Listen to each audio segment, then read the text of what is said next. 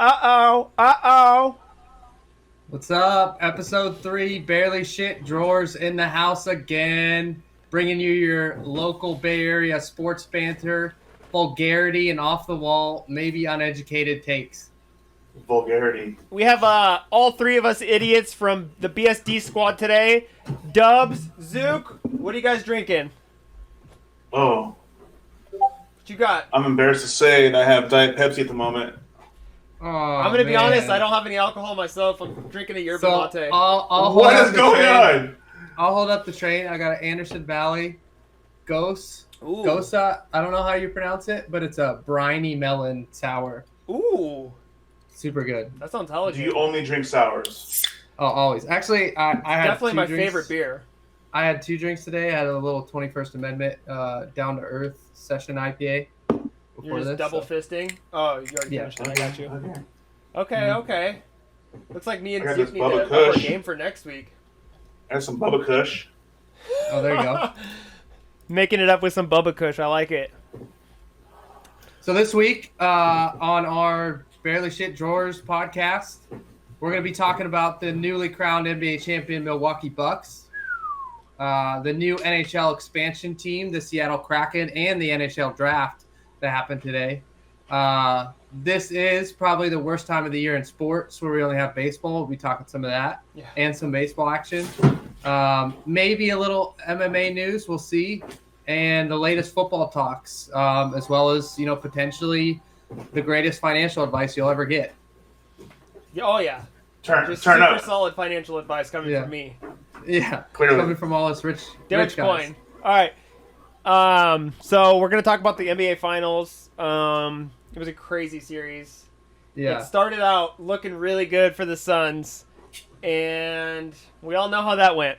So, you want me to play that video right now? Start off with the video? Yeah, disappointing. I mean, I would say Game 5 was probably the best game of the series. I mean, the dunk by Giannis, I think it was that Game 3, or that block by Giannis in Game 3 was insane. Yeah, and that game was insane. But Game 5, I think, was probably the best game of the series just because it was so back and forth. Devin Booker in the third quarter of that game was insane. Just would not miss. And Giannis, I think we're about to pull up the video, had about the biggest dunk ever. Yeah. Down the stretch. Working on the video. Production team slacking. I mean, the Bucks role players just played huge. Chris Middleton played pretty big. Drew Holiday. I think Game 5 is when Drew Holiday just went off. I mean, he had the steal that led to that dunk by Giannis. Yeah, he had 27 points, 13 assists. I mean, that's insane. That's insane, Drew Holiday numbers. Is he a free agent? Yeah, for him, that's insane. I don't think he's a free agent. That's a good question. But, I mean, it's crazy that they signed him this year because at the beginning of the season when they signed him, because they replaced Eric Bledsoe with him, I did not think that was a good pickup at all. But obviously it was. I've always thought he was a little overrated, but me too. You know he's a good defender. Yeah. I mean, everybody knows he's a good defender. But for the position he plays, you kind of want someone who's got a little bit more offensive touch. It's all set up this play a little bit. So here's the play. The Bucks actually had a pretty big lead. And Devin Booker came down, hit a 3, I think, and put it within 1. Giannis missed a couple free throws. So here it is. Stripped it from Booker. Suns down 1. Drew Holiday stripped it, threw it up to Giannis, and just absolutely put it in the nutsack in Chris Paul's face. Oh my god. And just a mushroom stamp right to the cheeks. Oh god, dude. Look at it, 80,001 strong. Yeah. Oh my god. Milwaukee's going crazy. Well, look at that. Watch this strip. He said, nope, that's my ball. Yeah. Devin Booker was trying to be a hero. He wanted that shot. He wanted to be the guy. And Drew Holiday's just stronger and ripped the phone. And this is just. Have the ball in his hand. Why is he What's Chris Paul doing? Trying to even get in the way of that? Oh yeah, just get out of the way. He just you have no basically chance. got it. He basically got embarrassed. I mean, damn. Oh, and the stare down. Oh shit. Damn. I didn't see that. Smoke it. Yeah. Oh god. This The game- story of this series was really that free Oh, throws. atrocious. Yeah, but they got the offensive rebound. That's embarrassing. He missed it so bad that nobody could even get a rebound. I mean, everybody on the Suns was in perfect rebounding position, and he couldn't get a rebound because he missed so bad. Yeah, Game 5. I mean, I feel like the Bucks stole it a little bit, but at the same time, like Phoenix came back in this game to get square. Yeah. For Phoenix, I mean, everybody played pretty good. Devin Booker went off in the third quarter, kind of nowhere to be found in the fourth quarter. Chris Paul kind of had his 21-11 game. It was pretty good. DeAndre Ayton was a man. They got scoring from Mikal Bridges and Crowder. Not much off the bench. Though, man. Yeah, I was super disappointed. I really wanted the Suns to win. Yeah, I'd say that's a good word for it. I was disappointed. I wanted to see, as bad as I hate Chris Paul, and I'm sure Zook, you hate Chris Paul equally. I kind of wanted to see him get a championship. I was rooting for the Suns for sure. I wasn't rooting for Chris Paul, but I feel like they had a good enough team without him, honestly. Yeah, guaranteed. Mine is Devin Booker and just that young team. Seeing a young team like that, like kind of come up from the shit. I mean, they were the worst team in the league, and then all of a sudden, come back and go to the NBA Finals and have the second best record in the West. Yeah, they. 2 weeks ago, 80% of the population couldn't name more than their top 2 stars. Yeah, it's true. It's true. I'm one of them. Honestly, I needed like Devin Booker, Chris Paul, and Ayton. Those were like the 3 I knew. But I mean, watching the playoffs, I learned obviously that they had like Jay Crowder and some other guys that but the guy that stood out to me the most that I had no idea he even existed was Cam Johnson, that young dude. And he was a beast throughout the playoffs. Yeah, he kind of fell apart the last 2 games. He did. I think the whole team did though, man. They just like It's almost that's where they. It's almost like they knew they were gonna lose. Like they just felt it. They were just like, "Oh, dude, they figured us out. Like we're done." It was like the whole morale just went down. That's when they lost it, right? In the first couple games, they had great bench play and they had great players off the bench come in, and then their bench kind of fell apart a little bit. And totally. Didn't give them the support that they needed. But Dario at the same time, hurt. Giannis just fucking ignited himself and went off like a madman. He was literally unstoppable. Giannis proved himself as probably the best, He's probably the best player in the league right now. Yeah, you can put him up there. No. You could put him up there with Durant and LeBron as the best players in the league right now. He's got the physicality of Durant, but he's like younger, more athletic. Yeah, he's basically... the physicality of LeBron, sorry, not Durant. But he basically he's playing the bully ball. He's playing like that old school Shaq bully ball, but he's... Like we talked about it before, like it's different. Like he can take 2 steps from the 3-point line and get by anybody that's guarding him. Yeah, he can move. He's athletic as fuck.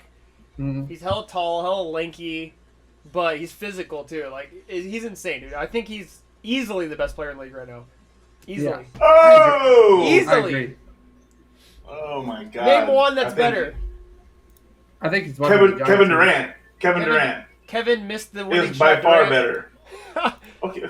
Same Kevin Durant that got knocked out of the playoffs by Milwaukee. Their 3 players are better than fucking Giannis. I'll take any one of those 3 players over Giannis. Oh God, get out of here. Okay, so we'll move to Game 6. Where do you want me to play the highlights of 5? Yeah. No. Oh, no. Play Game 6. Game 6 highlights. And we'll shut Zook the fuck up and show. No, because all you gotta do is show his free throws. Watch these highlights and then we'll talk. Watch these highlights and then we'll talk. Show Giannis put up 50 in Game 6 of the NBA Finals. Did Kevin Durant ever put up? Did Kevin Durant ever put up 50 in the finals? Did Kevin Durant ever make a crazy ass block like that in his life? Did Steph Curry ever put up 50? Did Steph Curry ever put up 50 in the finals? Look at that. Probably. No, he hasn't. Check tape. He hasn't. Look at this. He hasn't. Stop me! Try to stop me! Woo! Does it again. He's a freak.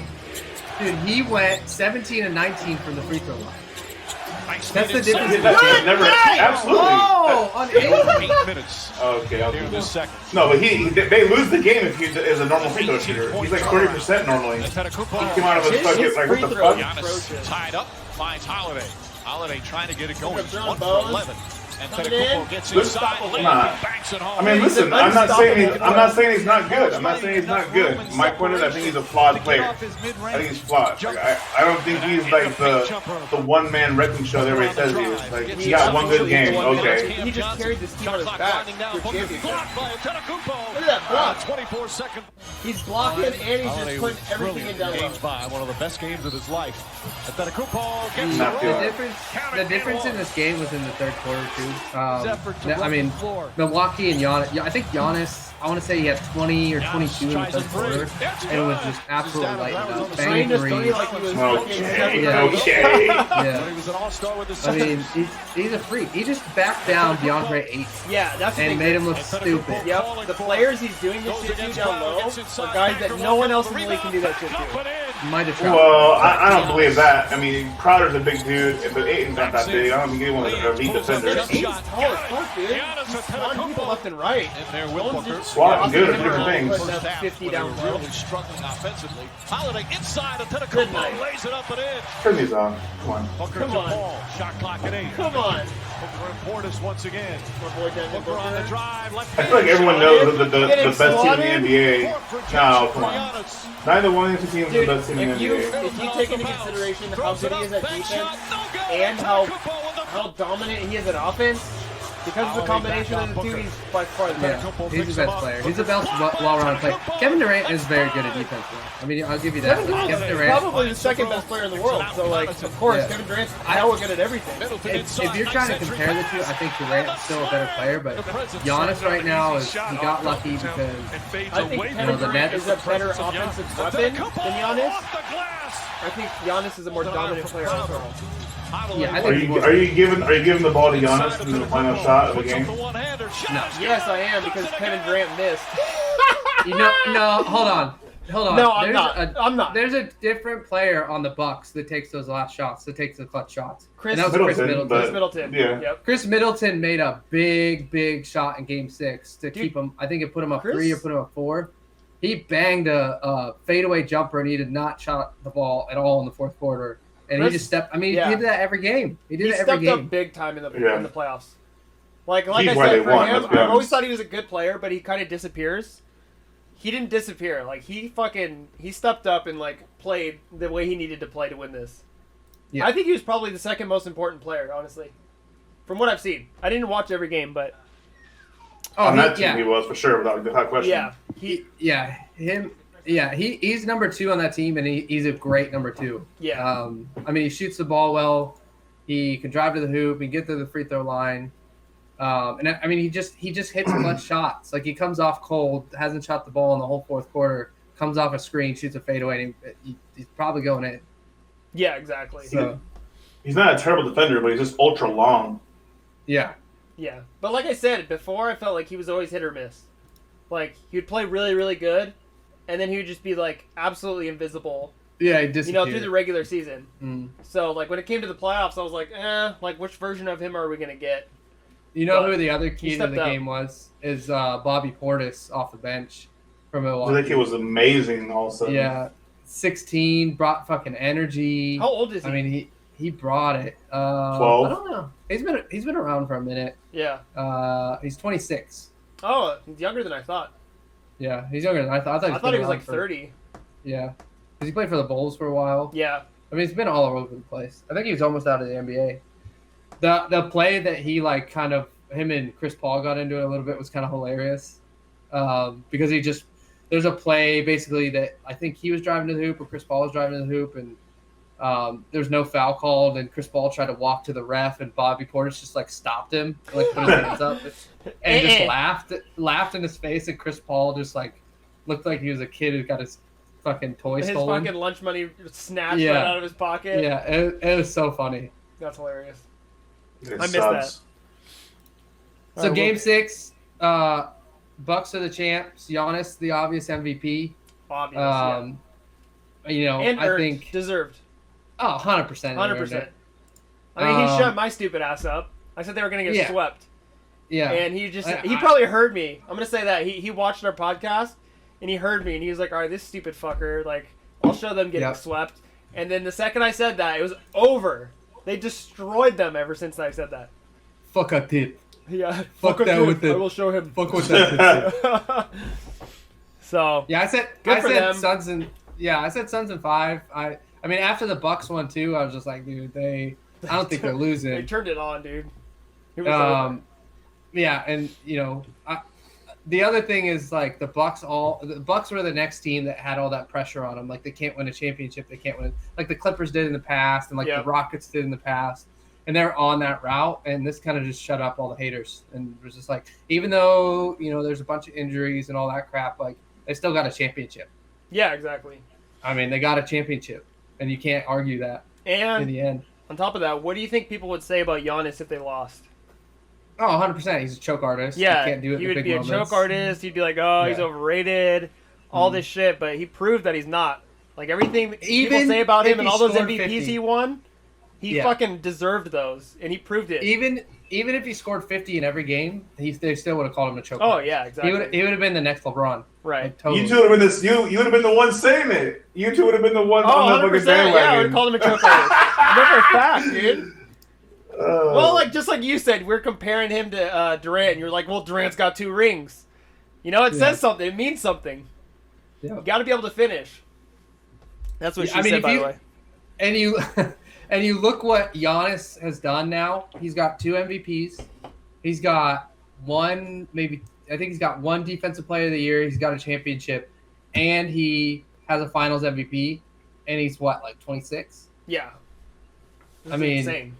The sky's the limit. I mean, he's got a battle now against KD, Kyrie, and James Harden in the East, and a lot of other good teams. But fuck, James Harden. No one likes James Harden. He's kind of etched. Nobody likes James Harden. But... Nobody likes James Harden. He's probably the most disliked player in history.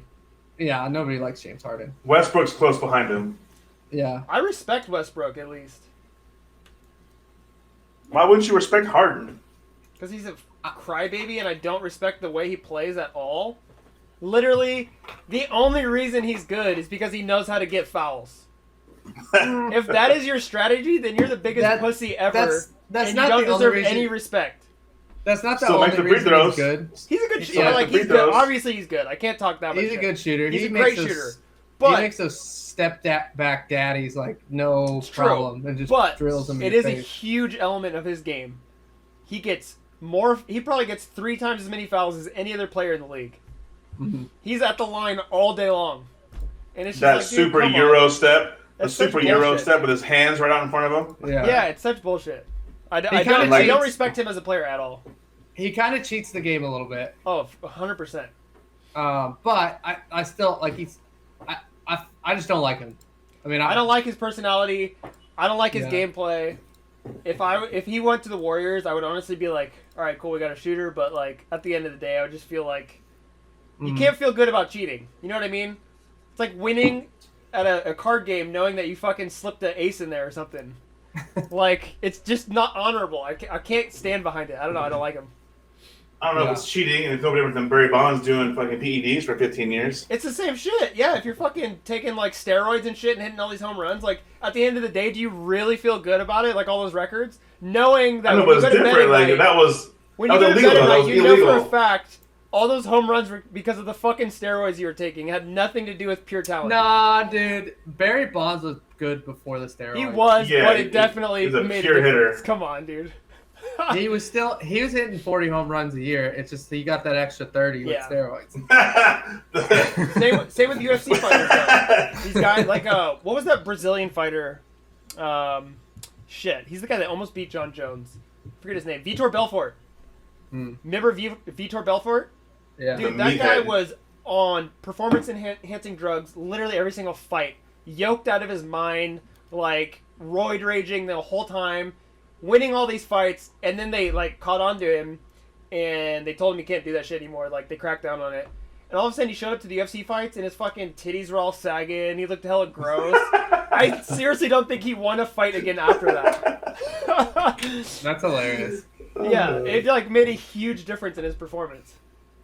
Yeah, and it's just like it's little like tweaks to the rules that Harden finds. Like he finds a way to like travel on plays, but not really travel, or he finds a way to get to the free throw line. Yeah, he's sitting there fucking looking for any loophole he can find in the game. Yeah, just play your game. You're good at basketball. Exactly. Like I know you're trying to get extra points, but such a coward. Dude, play the game. Play the game. Such a coward. Yeah, I hate him. Least favorite player. 2022 pick. Who's your pick of NBA Final Champion? Next year? Yeah. I'm going to go Warriors. Oh. They're going to have Clay back. I think they're going to make a move. They're already shopping Wiseman. They're getting their mindset on making a playoff run. So I got to stick with the boys, man. Going with the Warriors. Who you got, Zook? Well, I'm going to say the Warriors, obviously, but that fucking trade scares me. I feel like they're going to trade Wiseman, 14 and 7 pick for Lillard. Someone who's, I don't know, Lillard. I'm not sure is a good match, if I'm being honest, but I'd have Bradley Beal. Bradley Beal would be sick. Yeah. That would be. Did you watch him on the USA team? Yeah, he was. He's just good. I only watched one game. He's just good. Oh, dude, he was a beast. He's so good. So I could do a home pick and go Cavs, but I know the Cavs aren't. They're not.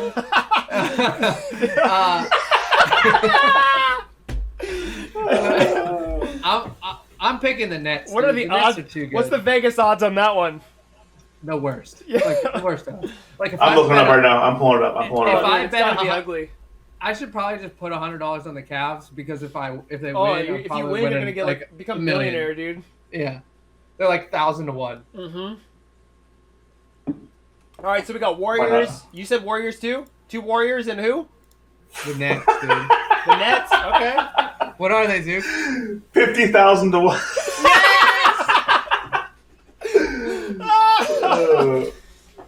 Oh my God, dude! Do it. Just throw 100 down.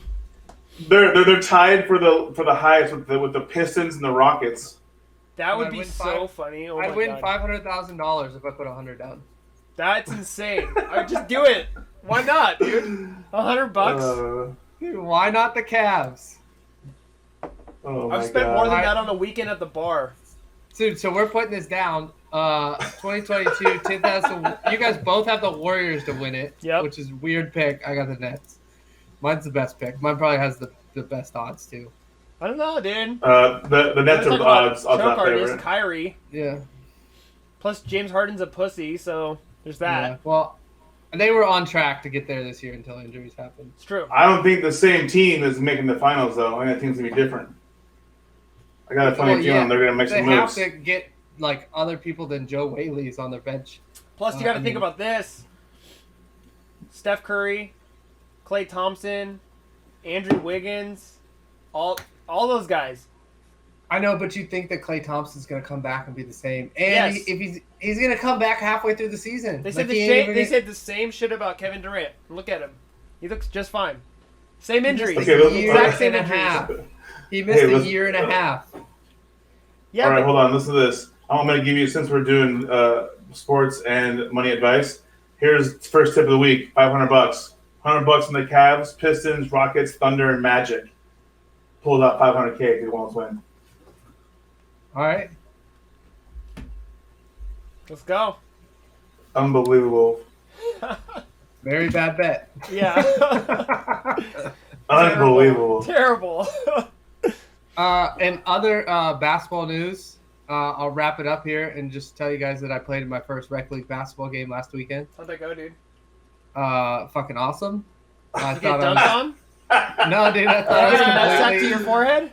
I thought I was completely out of shape and thought I was gonna die, but literally came out first quarter, started the game, banged a 3, nice. Got inside, banged inside, threw a hook shot up, came down. Dude, I dominated the beginning of the game. Wait till I start playing.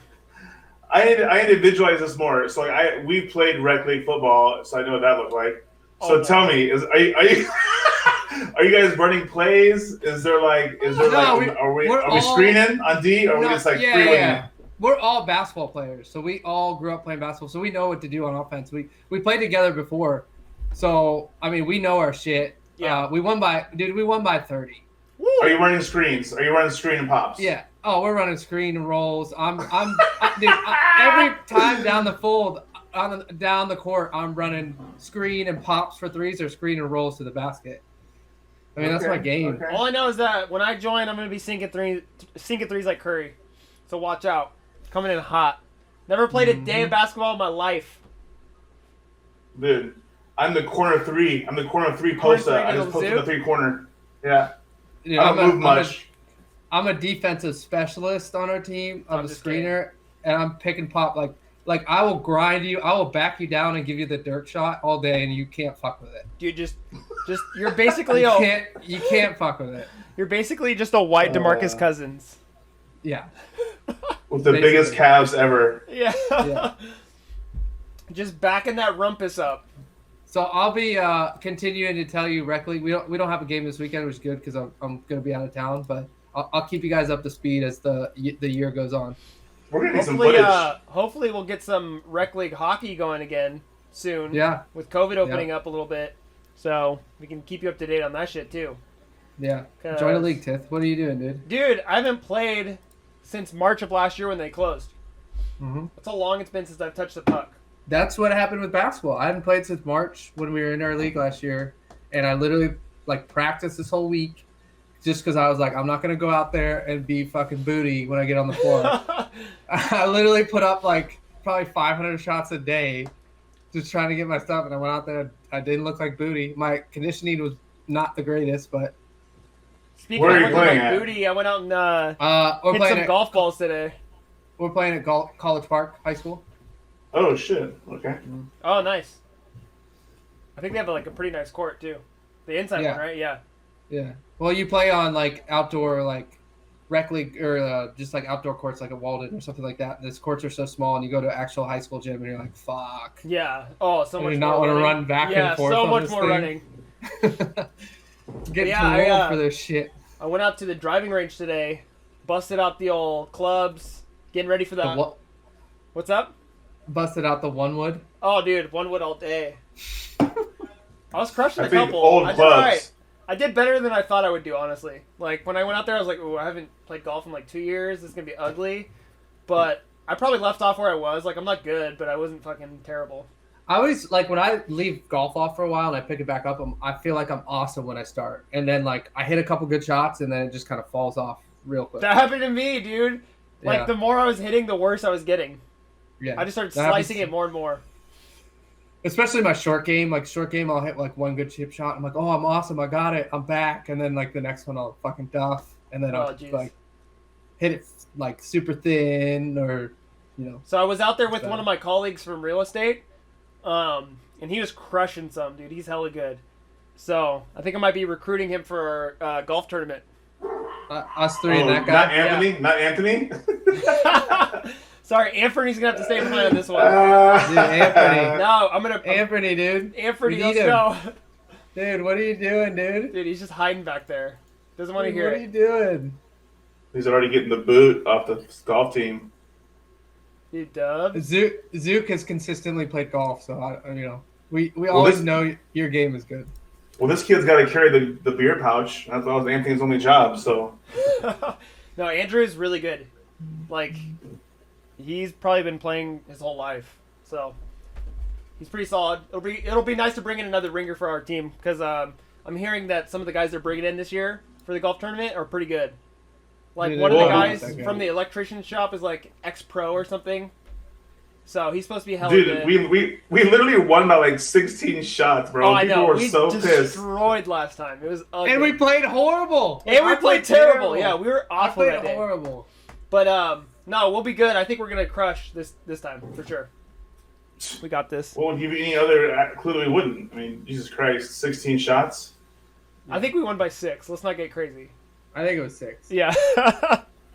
6. But still, winning by 6 strokes is huge. That's ridiculous. It's also Buchanan. Buchanan's a child course. Yeah. Was it the same place, obviously? Yeah, same course. Probably. We should go play a couple rounds before we have the tournament warm up. Nah, dude. Give ourselves a challenge. Yeah, true. Yeah, dude. Just go on full rust. Dude. Colin Perps from Washington. Dude, Perps would probably crush some. Perps plays golf. I played golf with Perps. Comes with the lefty game. Yeah. All right, we're going to transition into hockey. And I'm going to take this one over because... this is all you. Literally. Because these idiots don't know shit about hockey. No, but honestly, this week has been an insane week in hockey. There is so much shit that went down. It is insane. Like, it's crazy. So, first and foremost, there was an expansion draft. They added the 32nd team to the league. They are the Seattle Kraken. And I kind of want to spend a second to go over the results, the picks. So the way it works is each team gets to protect 10 players, and every other player on the team is up for grabs. So the Seattle Kraken got to pick one player from each team, and these are those players. So I'm going to go one by one. Wait. You're telling me that's really how it goes? Yeah. Yeah. They straight up got to pick one player from each team. That's how, like, the NFL draft, the last NFL expansion team, I think, was the Texans, and that's how they did it. They picked one per team. I think the Browns did it, too. And if you think about every team picks like a top 5 or 10, and that's untouchable, but everybody else is fair game? Yeah, you get to protect 10 players. That includes defensemen, forwards, and goalie. How did I not know this? So that means you're definitely exposing a top 4 defenseman, a top 9 forward, or one of your goalies, no matter what. Whoa. It's crazy. It's brutal. Like, they're just straight up snagging, like, clutch players from these teams. So, I'm going to go over it real quick because some of these picks were fucking off the wall. Like, the worst picks I've ever seen ever for anything. Like, it blew me out of the water. Like, I was like, why the fuck would you pick that guy over some of the players that were available? So, let me spend a second. From the Anaheim Ducks, they chose Hayden Flurry. He's a pretty good young defenseman. He's like 25, pretty solid. He's probably like a bottom 6 defenseman. Not a huge deal, but still a decent pick. From the Coyotes, they got Tyler Pitlik, another young 25-year-old player. He's a forward, but Pitlik. He's not that good. Like, honestly, they had guys like Christian Fisher and some other guys. Yeah, dude. He's got a weird fucking name. So like, I wasn't too stoked about that pick. The Bruins defenseman Jeremy Lausen. He's pretty good. 24, young, super physical. Zero offense though. Like, this dude is literally just like a pure defensive defenseman. Buffalo Sabres. We got William Borgen. Don't know much about him. On this Bleacher Report. He's young. He's like a young guy. They gave him a C+ for that pick, so I don't know anything about the guy. That probably doesn't sound good for him. He's from Minnesota. Yeah. From the Calgary, so this is where it starts to spice up. God damn. I got something in my throat. From Calgary, they picked their former captain, Mark Giordano, which is a big deal. Because Mark Giordano, just a couple of years ago, was the best defenseman in the league. Oh, yeah. He won the Norris. So, that's a huge pick from them. Like, that's a huge loss. He's also old. He is old, so, like, the team is probably getting ready to lose him anyway. You know, either from retirement or just moving on from him. But it's still a big deal. Yeah. So, they're picking up a really, really good veteran defenseman, Mark Giordano. He's hella good. So, that's a super solid pick. I think he's got at least a couple years left in him. Carolina Hurricanes, Morgan Geekie, young forward. He's a geek, but he's actually pretty good. So that's a solid pick. Another young, like, super hardworking forward. Chicago Blackhawks, John Quinville. He was a first-round draft pick, but he never really panned out. He's kind of a minor leaguer. I don't think he'll ever make the team. That's an pick. They didn't really have that many good picks available, though. That team's really good. Colorado Avalanche. They picked a top 6 forward, Jonas Donskoy. He used to be on the Sharks. Donskoy. Dude, Donskoy's a beast. He's got some fucking crazy puck control. Super flashy, like, fun player to watch. I think it's Who's that announcer in hockey that would, like, he'd always be like, Donskoy, Scar! Donskoy, Scar! Yeah, I don't know. I know exactly what you're talking about. Yeah. Donskoy! I think that's a huge pickup for that team. I think he's going to be a top 6 forward on the Seattle. So yeah, that's a solid pick. You can't go wrong with Donskoy. He's super good, super fun to watch. I think he's gonna be a instant fan favorite. And then here's where it gets to the worst fucking pick ever. Like, I literally I can't even fathom what brain cells were firing when they made this horrible pick. So from the Columbus Blue Jackets, they picked defenseman Gavin Bayreuther. Who is that? No one in the fucking world knows. Why? Because he's a 27-year-old unrestricted free agent that was never even drafted. He's dog shit. He's literally nothing. He's a nobody. And it's a Farhan Zaidi move. Cap saving. Maybe it was like a cap saving move or whatever. Keep this in mind though.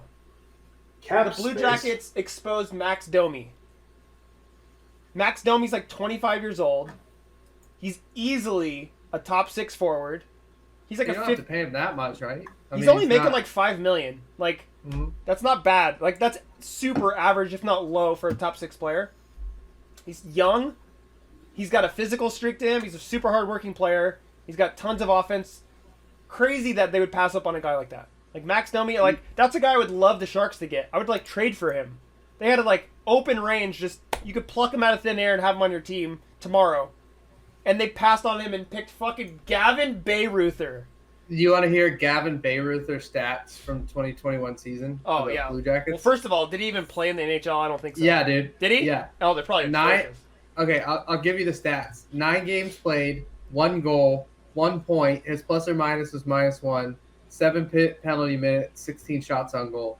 His time on the ice per game was 15:23. Total time was 138. His only other NHL stat was in the 18-19 season, where he played 19 games for the Dallas Stars. 2 goals, 3 assists, plus or minus a 2, and he put 69 minutes on the ice. So he's literally like the most vanilla defenseman ever. Yeah. He just is nothing.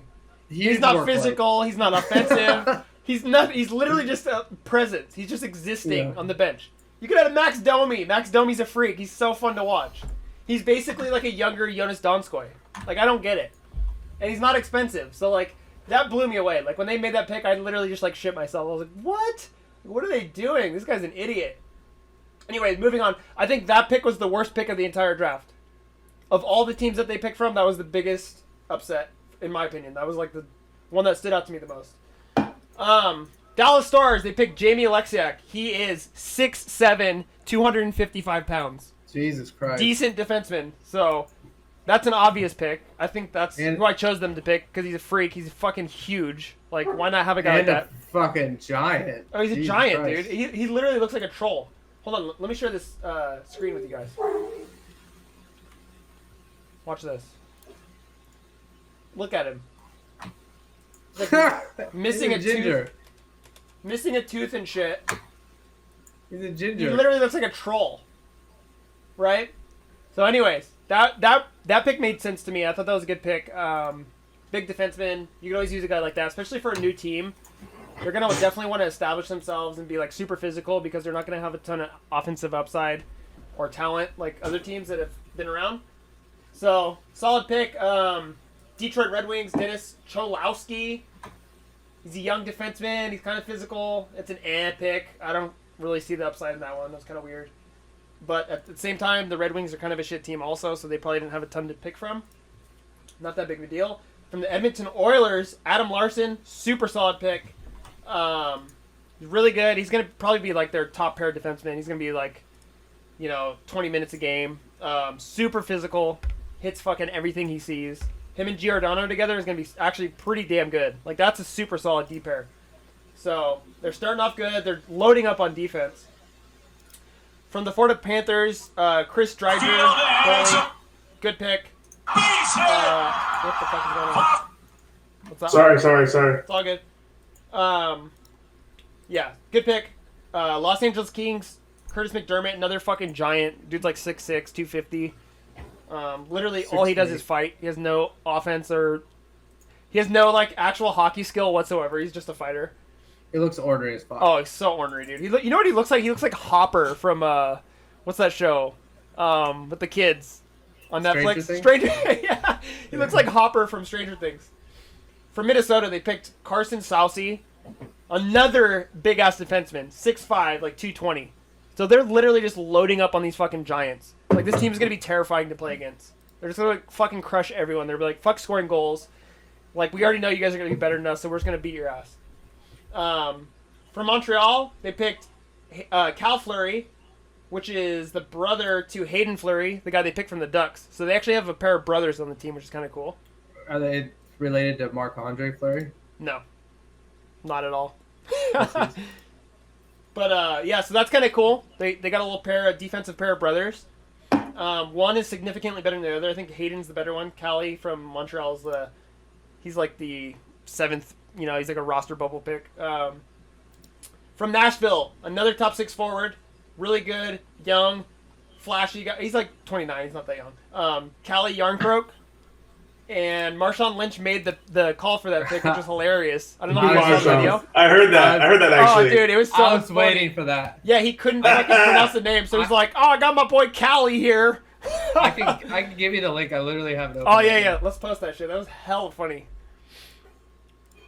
But Yarncroke is a really good player. Super solid top 6 player. He's coming from the Nashville Predators. It might have not done it. That was weird. Here, I could probably search right here. Trying to share ESPN links just sucks. Marshawn Lynch, NHL. Just put it off Twitter. It's there Here we go. everywhere. I got it. No patient is left behind. Yeah, this was so funny. And the guy with him had to walk him through it so I much. gotta go to the original beast mode yourself. He's all chomping down And I'm pretty Skittles. sure he was high as fuck. The Look at beast mode level from the Look how start of the fucking season. high he is, dude. Man, that's gonna Oh be my God. realistically. I just believe that since it's really a real physical sport, I think they just got to go out there and put a real physical presence. You feel me though, early and often. And I mean, that just to show them the Dude, he's high out of his mind, dude. The Seattle style of play. Yep. And I think they be all right. Yep. Yeah. I feel you. All right. Hey, listen, Is that this makes dude perfect sense to me. banging him, and I'm dude. sure it does to you Slapping Kraken fans cheeks. at home too. With that being said, the Seattle Kraken select from the Nashville Predators. Marshawn, take it away. He looks at the name and he's like, So, what the fuck? With this the first pick, right? Mm-hmm. Yeah, with the first pick, again with the boy Cali though. You know what I'm talking about? He didn't even say the name. He's like, we're going with the boy Cali. Cali Yarncrow. You just heard it. Kali Yarncroke to the Kraken from Beast Mode himself. Thank you so much as always. Appreciate you. Hey, and Don't look, leave me hanging. Cali, if I didn't pronounce it right, tap in with me and let me know how to do it the right way, big dog. You heard it from him. Straight up. You heard it from him directly. Oh, dude, what a classic. I love Marshawn Lynch. I'm just here so I don't get fined. Yeah, He's exactly. all, come to Oakland. Come to Oakland. yeah. We'll get high, go to hometown. Cali Back to you over Yarncroke, at Gasworks Park. super solid pick. Top 6 guy. Hometown is literally like the best place to ever eat. I'm gonna bust through these last ones. New Jersey Devils, they picked Nathan Bastian, bottom 6 forward, decent. New York Islanders, Jordan Eberle, he's an older player, 20 goal scorer, decent. He'll be a top 6 guy. Yeah, he's good. Easily the best pick for them. It's obvious choice. Yeah. Sorry, I've got audio going. Donskoy! Dude, Donskoy, I love Donskoy. New York Rangers forward Colin Blackwell, super good young player. He had 22 points his rookie season, which is not bad. So he'll be like a top 9 forward, I think, on that team. Ottawa Senators, Joey Decord, trash. I don't even know who the fuck that is. Philadelphia Flyers, Carson Twarynski, absolute garbage, horrible pick. Get this. Shane Gostisbehere, young defenseman on the team. He's like 25, 24, somewhere around there. Super good offensive moving defenseman. They could have picked him. He only makes like $4.5 million. And they picked Carson Twarynski instead. Just after the expansion draft, the Arizona Coyotes traded for Gostisbehere, that same player they could have picked. They gave up a fucking second round draft pick and a 7th for him. That just goes to show like how good of a player he is, and they could have Why gone. did they do that? I don't Are they get just trying it. to be cheap, or they don't have the payroll? I know they're trying to open up cap space because they're trying to make some big moves with free agency. But still, like Gostisbehere for $4.5 million, dude. It's hard to find good puck moving defensemen in this league, and especially affordable ones. So I don't get that. And he's young. Like that pick doesn't make any sense to me. That was probably the second most surprising pick to me, honestly. I would say that was probably the second worst.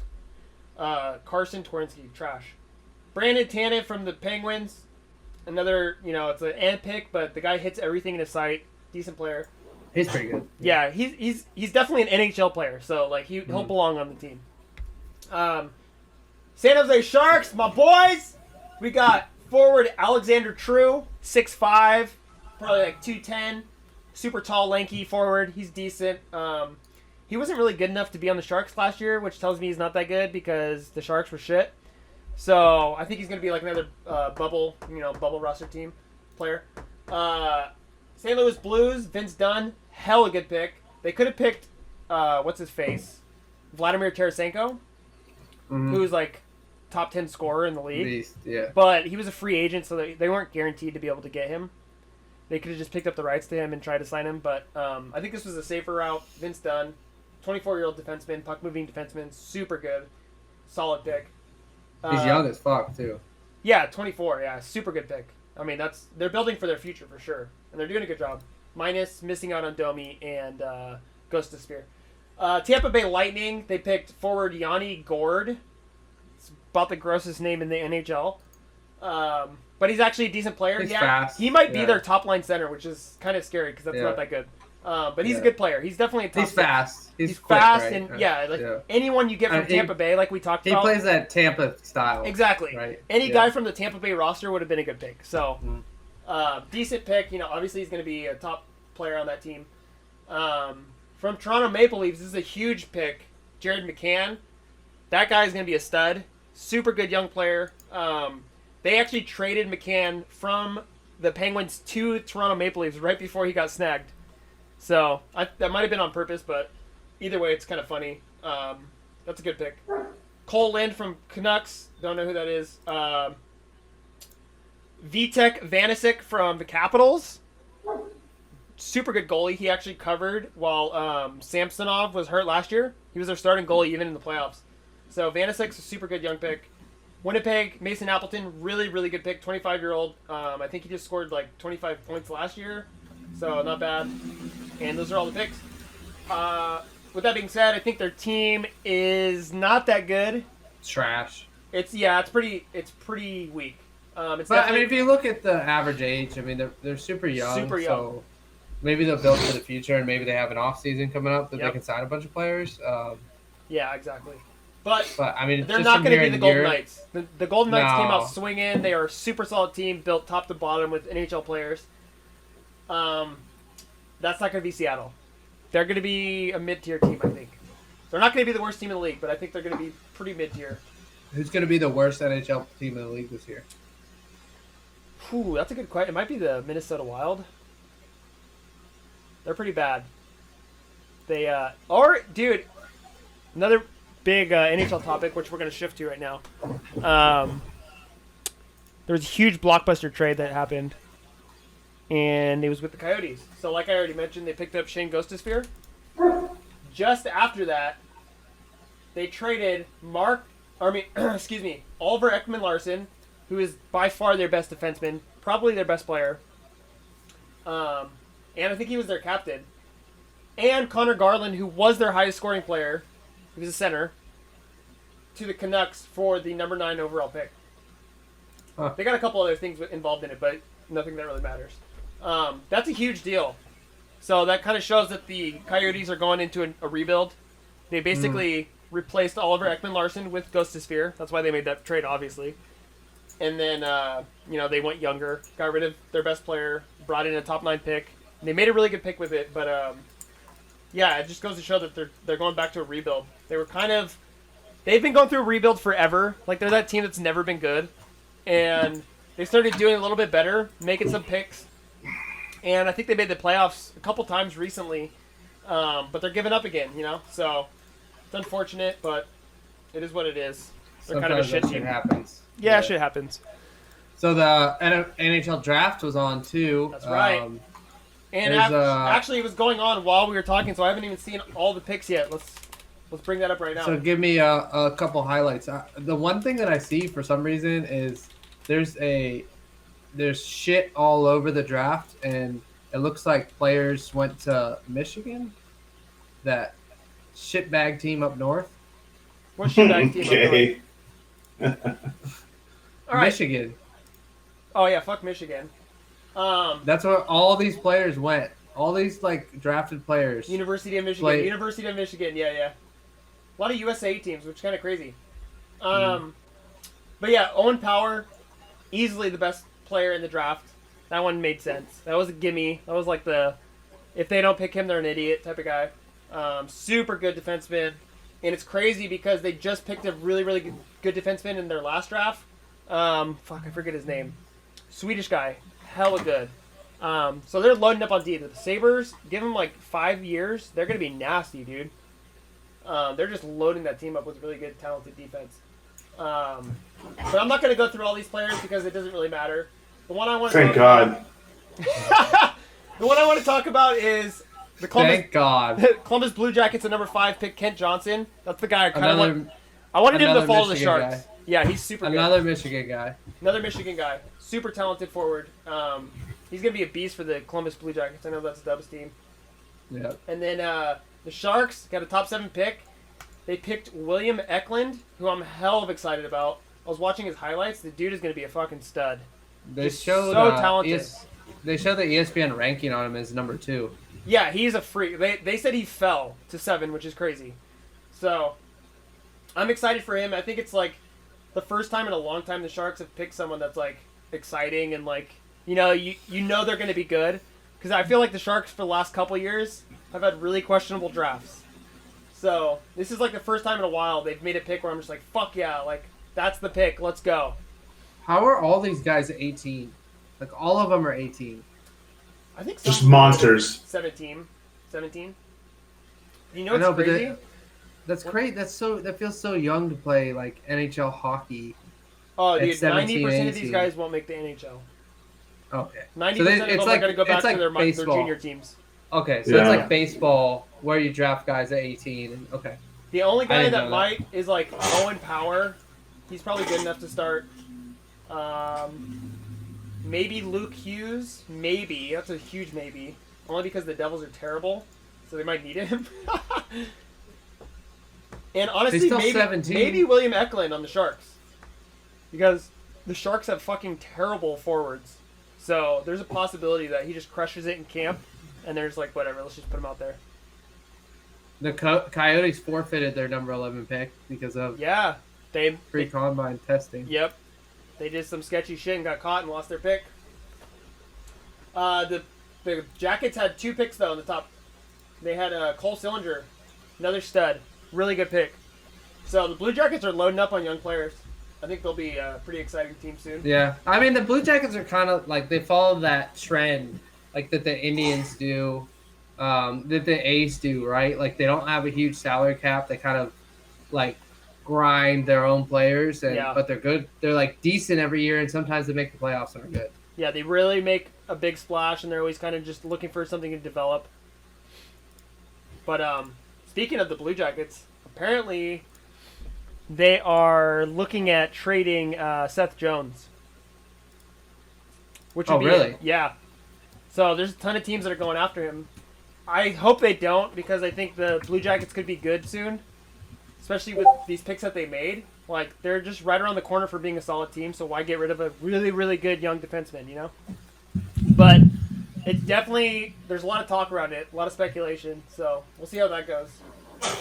But, last thing I got on the NHL, god damn, my throat is just fucked up, is, speaking of brothers, how we were talking about earlier, Luke Hughes, the brother of Jack Hughes, who was the first overall draft pick, I think, 2 years ago. Nobody knows who that is. No one knows. Everyone knows who Jack Hughes is, dude. Jack Hughes, drafted first overall. What the fuck are you laughing about? Anyways, the New Jersey Devils drafted his brother Luke with the 4th overall pick. So they had Jack in the 1st overall and Luke with the 4th overall. I think that's going to be a really cool duo because they're both super young. They're both hella good, like, top 5 players in the draft. And they're going to be able to develop in, you know, that team's going to be like their team. So that's going to be cool. You feel me? Yep. No. Now, I literally am so educated on hockey now. Like, I did Good. not know much before. Now I feel better. Dude, I hope you absorbed all of it. And now, We're the Canadians, now eh? when the NHL season drops, you're going to be fucking ready. You're gonna be like, Dude, oh, all my- this shit tits dropped on me. I'm ready, dude. Let's go. My NHL fantasy draft this year is just gonna be like, dude. Now you're you know gonna all be the like, rookies. oh my god, you know all the Dubz, rookies what? to draft now. Yeah. There you go. Next dude. level. Luke Hughes. But yeah, that's all I got on NHL. It was a crazy week. Super exciting. Giants. I honestly love this time of the year. I know you said it's like the weak time of the year because the only sport is baseball. But I love off-season shit. Like drafts and fucking training camps, all that stuff is so exciting. It's like character development in a movie. Well, it's kind of, for me, I think it's the worst time of the year in sports because you don't have any of the major sports going on. You just have baseball. And it's like what they call the dog days of summer for baseball. And it is, like, it's brutal. No games really matter, but they kind of matter for baseball. And then it's just all off-season shit all the time. Yeah. And it's horrible. I feel it. But, yeah. I mean, it is boring because there's nothing to watch. But like I said, it's fun. Kind of just like following Twitter, Reddit, you know, keeping up with all the teams and seeing what they're doing and speculating and moves and shit they're getting ready for. Like, I dig all that shit. So that's enough for NHL. I know that probably bored a lot of people because there's not a lot of NHL fans. But if you thought that was boring, wait till we get to the next subject. Baseball, let's go! What do we got, Zook? Dude, actually, it's on TV right now. Giants update just tied the game 3-3. Although I'm watching it on tape delay. Who are they playing? I did save it. The Who Pirates. did they play? Oh, come on. They had The Pirates. They're like 15-30 in a row. Real tough. Yeah. So I know that the Giants just won a giant series. Dr. against Arnold T. the Petsworth had an Dodgers this week. I mean, that was huge. That was a big win. They pulled out 2 big late inning games. I think there's a video that Tit's gonna pull up one of them. 3. I think that's the first time. I have to check stats, but I think that's the first time in history where a 4-game series, every single game was decided in the 9th inning. Yeah. A wild 9th inning in LA. Here we go. I put it in the links. Yeah, there you go. Here it goes. Look at that! Look at that pitch! Is he his arm? Turner's third hit tonight. That's some weird technique, dude. So this was the only game of the series the Dodgers won. Half of the Dodgers' 6 Why does he hits look like total. Anthony? Turner. On the ground. What fucking link is that? Put the link off the links tab. No, dude, we're playing the loss. You're gonna relive the loss. Oh my god.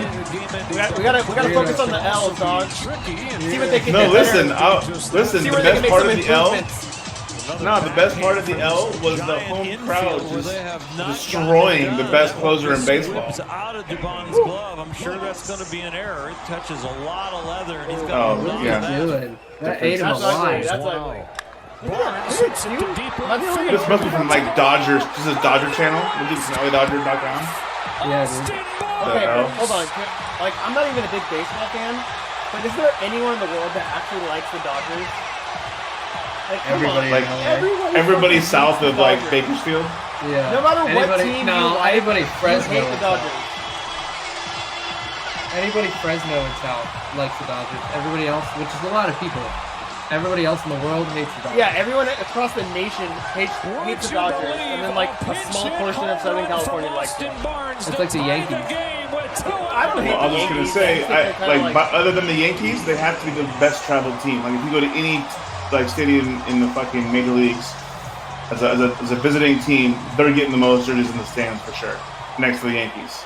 Yeah. Especially after, and the Red Sox are actually probably one of the most. Oh yeah, maybe the Red Sox. I didn't know the Red Sox actually. That guy didn't even look like a real human. He looked like he was plastic.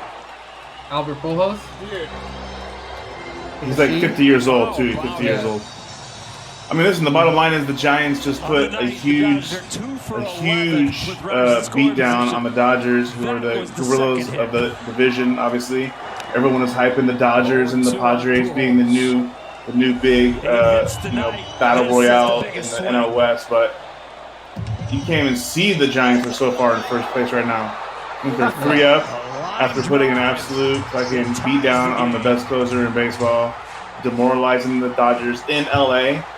Now they got 3 cupcakes against the Pirates, and then they got the Dodgers again at home next week. I'm sorry, dude. I cannot get over that guy's pitch. It is the weirdest shit. The Submariner. Knuckles fucking scrape against the ground as he releases. You know who pitched like that? Sometimes it's my brother. Really? Big He toe. does like underhand toe. weird shit? Big toe with the sidearm. I know, he throws sidearm like That is this. so odd. There's so much movement on that pitch. It's That's ridiculous. so Why- weird. The video was like highlights, and then all of a sudden they're gonna show every single pitch of this event.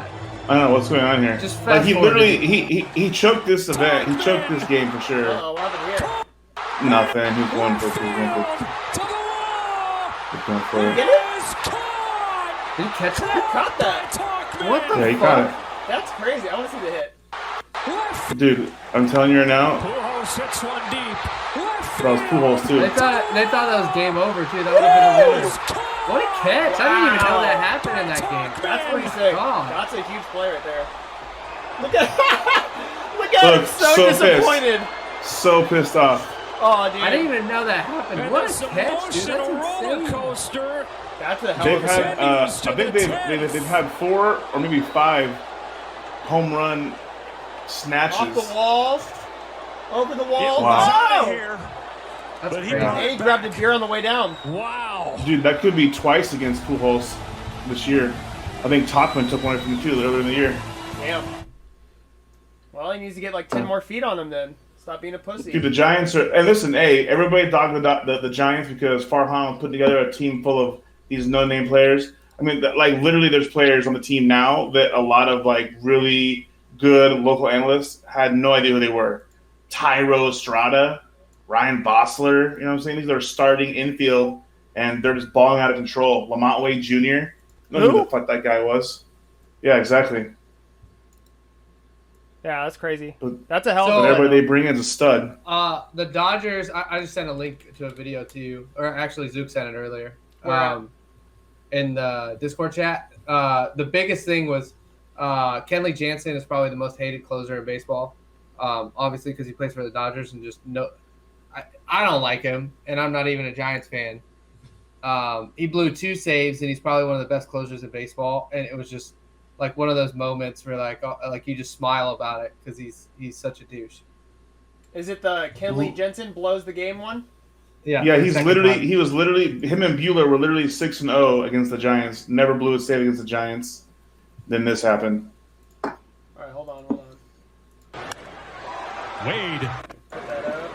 And he blew 2 of them Back to back. back to back. He was a guy that helped them win the World Series. Turn that You're volume right. on that shit. 3-3. Turn the volume up. 3-3. It's on. Wade into right field, and it's a base hit. Vossler in. Here comes Estrada. He'll score. 5-3 Giants. Listen to the crowd. Listen to the crowd. Wade into right field, and it's a base hit. Vossler in. Here comes Estrada. He'll 3, score. 4, 5-3 Giants. Game over. Doesn't do it justice. You can Game over. when you heard it live, they were booing it so loud. Like Oh, I've never boring. ever heard like a home team just like going berserk against their own player. That's hilarious. Well, I could stand behind that because fuck the Dodgers, honestly. For Nobody real. likes the Dodgers. Yeah, a big win for the Giants, though. I mean, that's huge. Big time, I know, big time. I know they got a lot of baseball to play, but to go from a 1-game lead to a 3-game lead in that division is, gives a little bit of breathing room. And you got the Yeah. Pirates in town. Like, come on. Hefferton says, And they- looks and they like a currently little have the game winner. pronger. I don't know what that was about. Probably your hockey thing. Like Chris Pronger. Yeah, but I don't know what he was referring to. Anyway. Gabe Kapler, Farhan Zaidi. So we're not going to talk about. He's probably talking about the Power dude. Owen Oh, Power. yeah. Yeah. He's going to be a beast. Anyway, sorry. Back to baseball. So I'm not going to talk about the Indians play because it's been shit. They did beat down your Oakland A's. Last They beat the weekend, shit out I of guess them. that was. Yeah. They beat the shit out of them.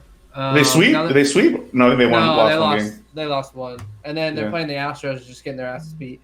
But the big news is that the Indians are changing their names to the Cleveland Guardians. Oh, God. It's so- atrocious. Last year, they took away our beloved Chief Wahoo,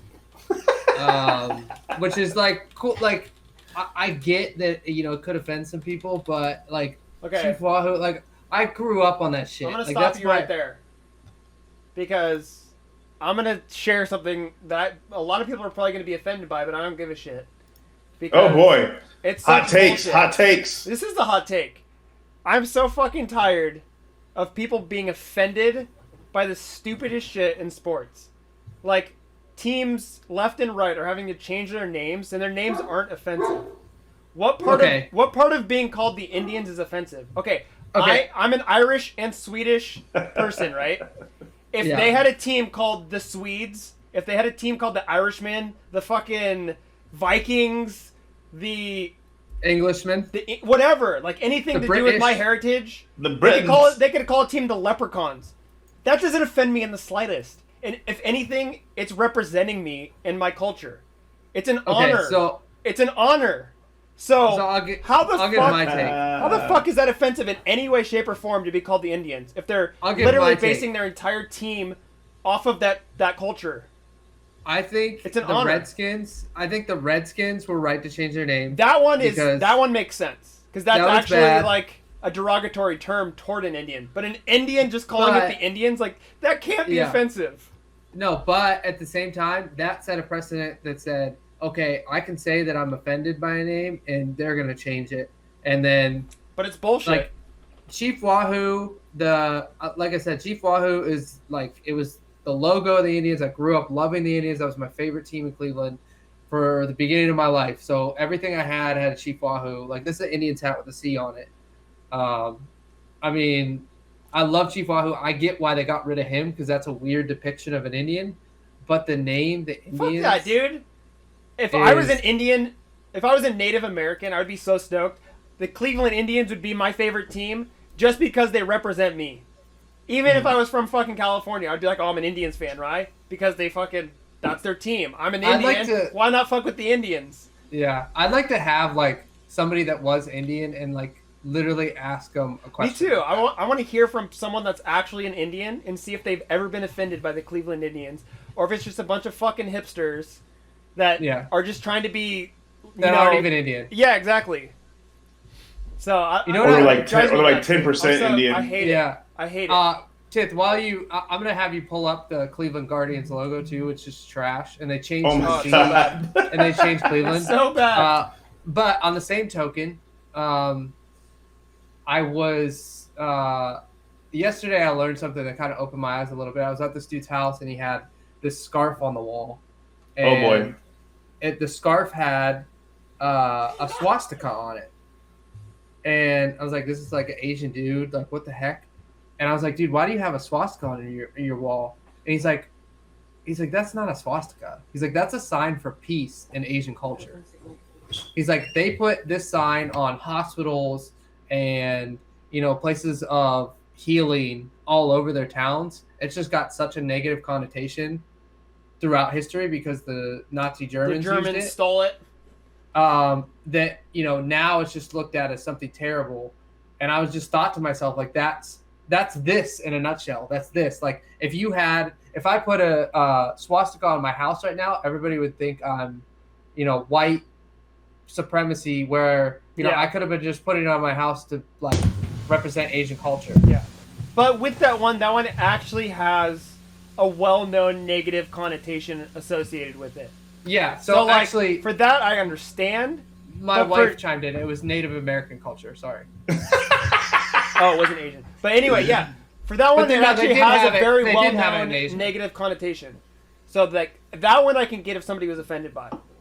But just calling a team the Indians, there's nothing offensive about that. What about the Braves? There's literally there's nothing offensive about being called the Cowboys. There's nothing offensive about being called the Vikings. The Chiefs? There's nothing offensive about being called the Chiefs. It's honoring those people of anything. That's it right there. If the Indians are gone, dude, now the Vikings are gone. Yeah, exactly. You can go down the list. The Braves, Cowboys, the Braves. All of them, they have to go. Like, it's just ridiculous. I hate it. I don't know. It drives me nuts. Okay, there's a different... So they changed the font. There's a different... What is that? Logo. What is that? That one with the baseball, that's so bad. That is so horrible. That is terrible. No one's ever going to rep that, dude.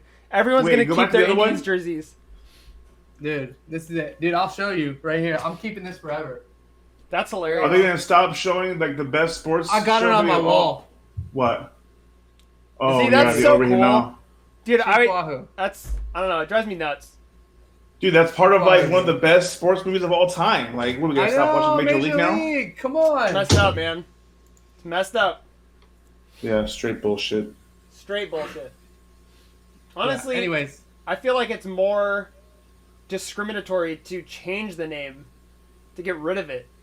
yeah. It's less And like, what is the inclusive. Guardians? Were they Guardians of the Galaxy? Like, what the? No, and I don't know. I'm going to give you kind of a half-ass answer to that. But they went by the Guardians because there's statues in Cleveland of Guardians, like on bridges and stuff.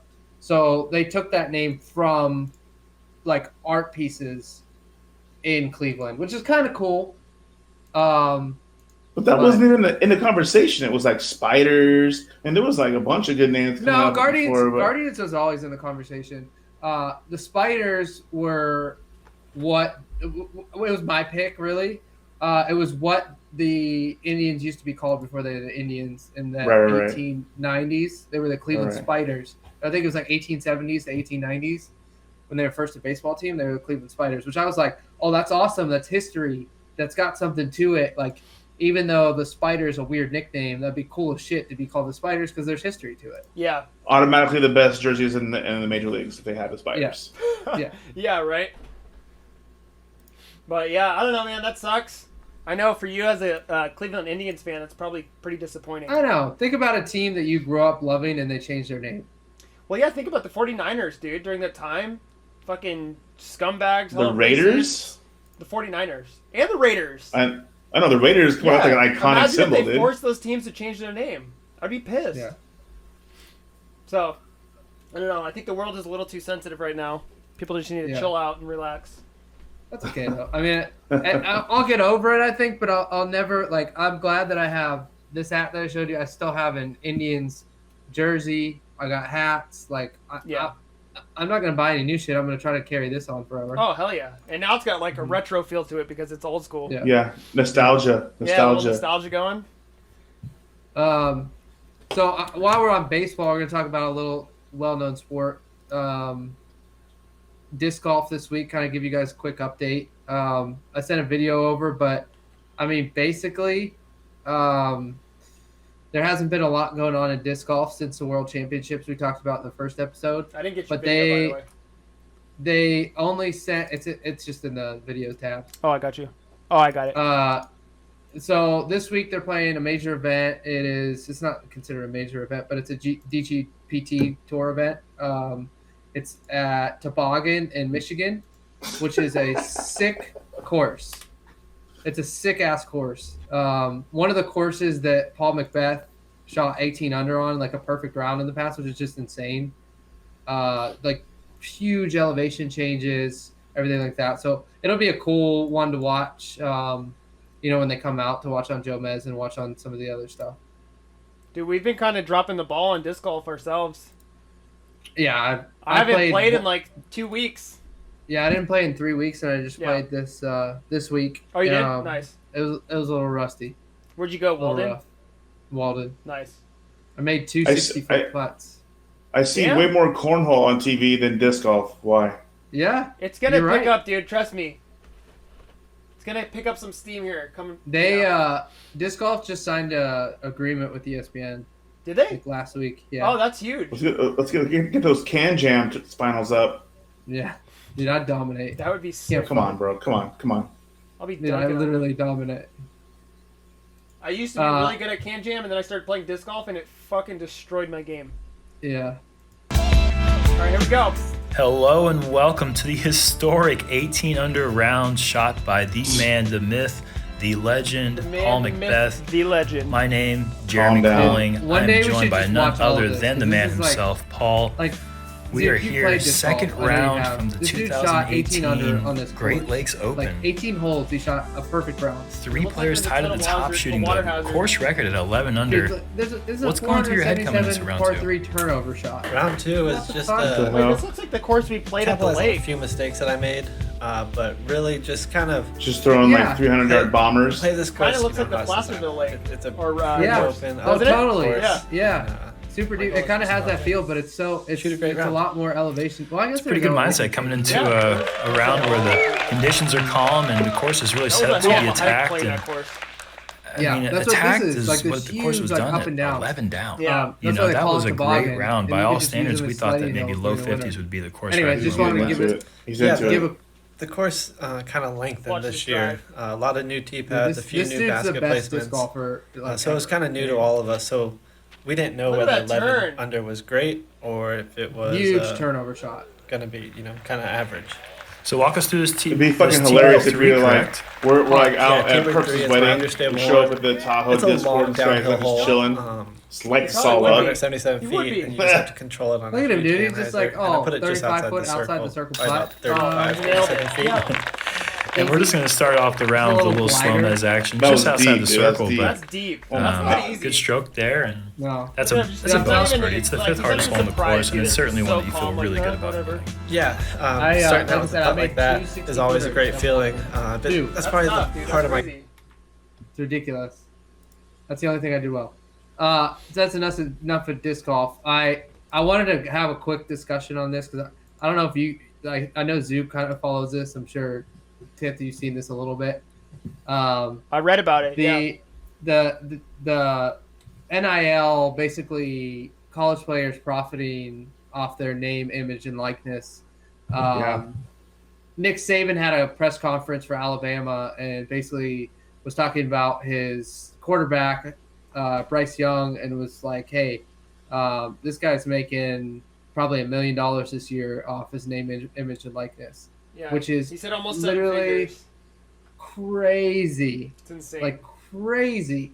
So I wanted to get your opinion. I mean, from my point of view, I think it's cool. I think the NCAA is a big racket. They claim to be a not-for-profit organization and just bank money all the time and use college players to do it. I think there's a limit to what they're doing because people can just get rich off of it. But if somebody can make money doing this, like it's like you're working a job in college, all the power to you.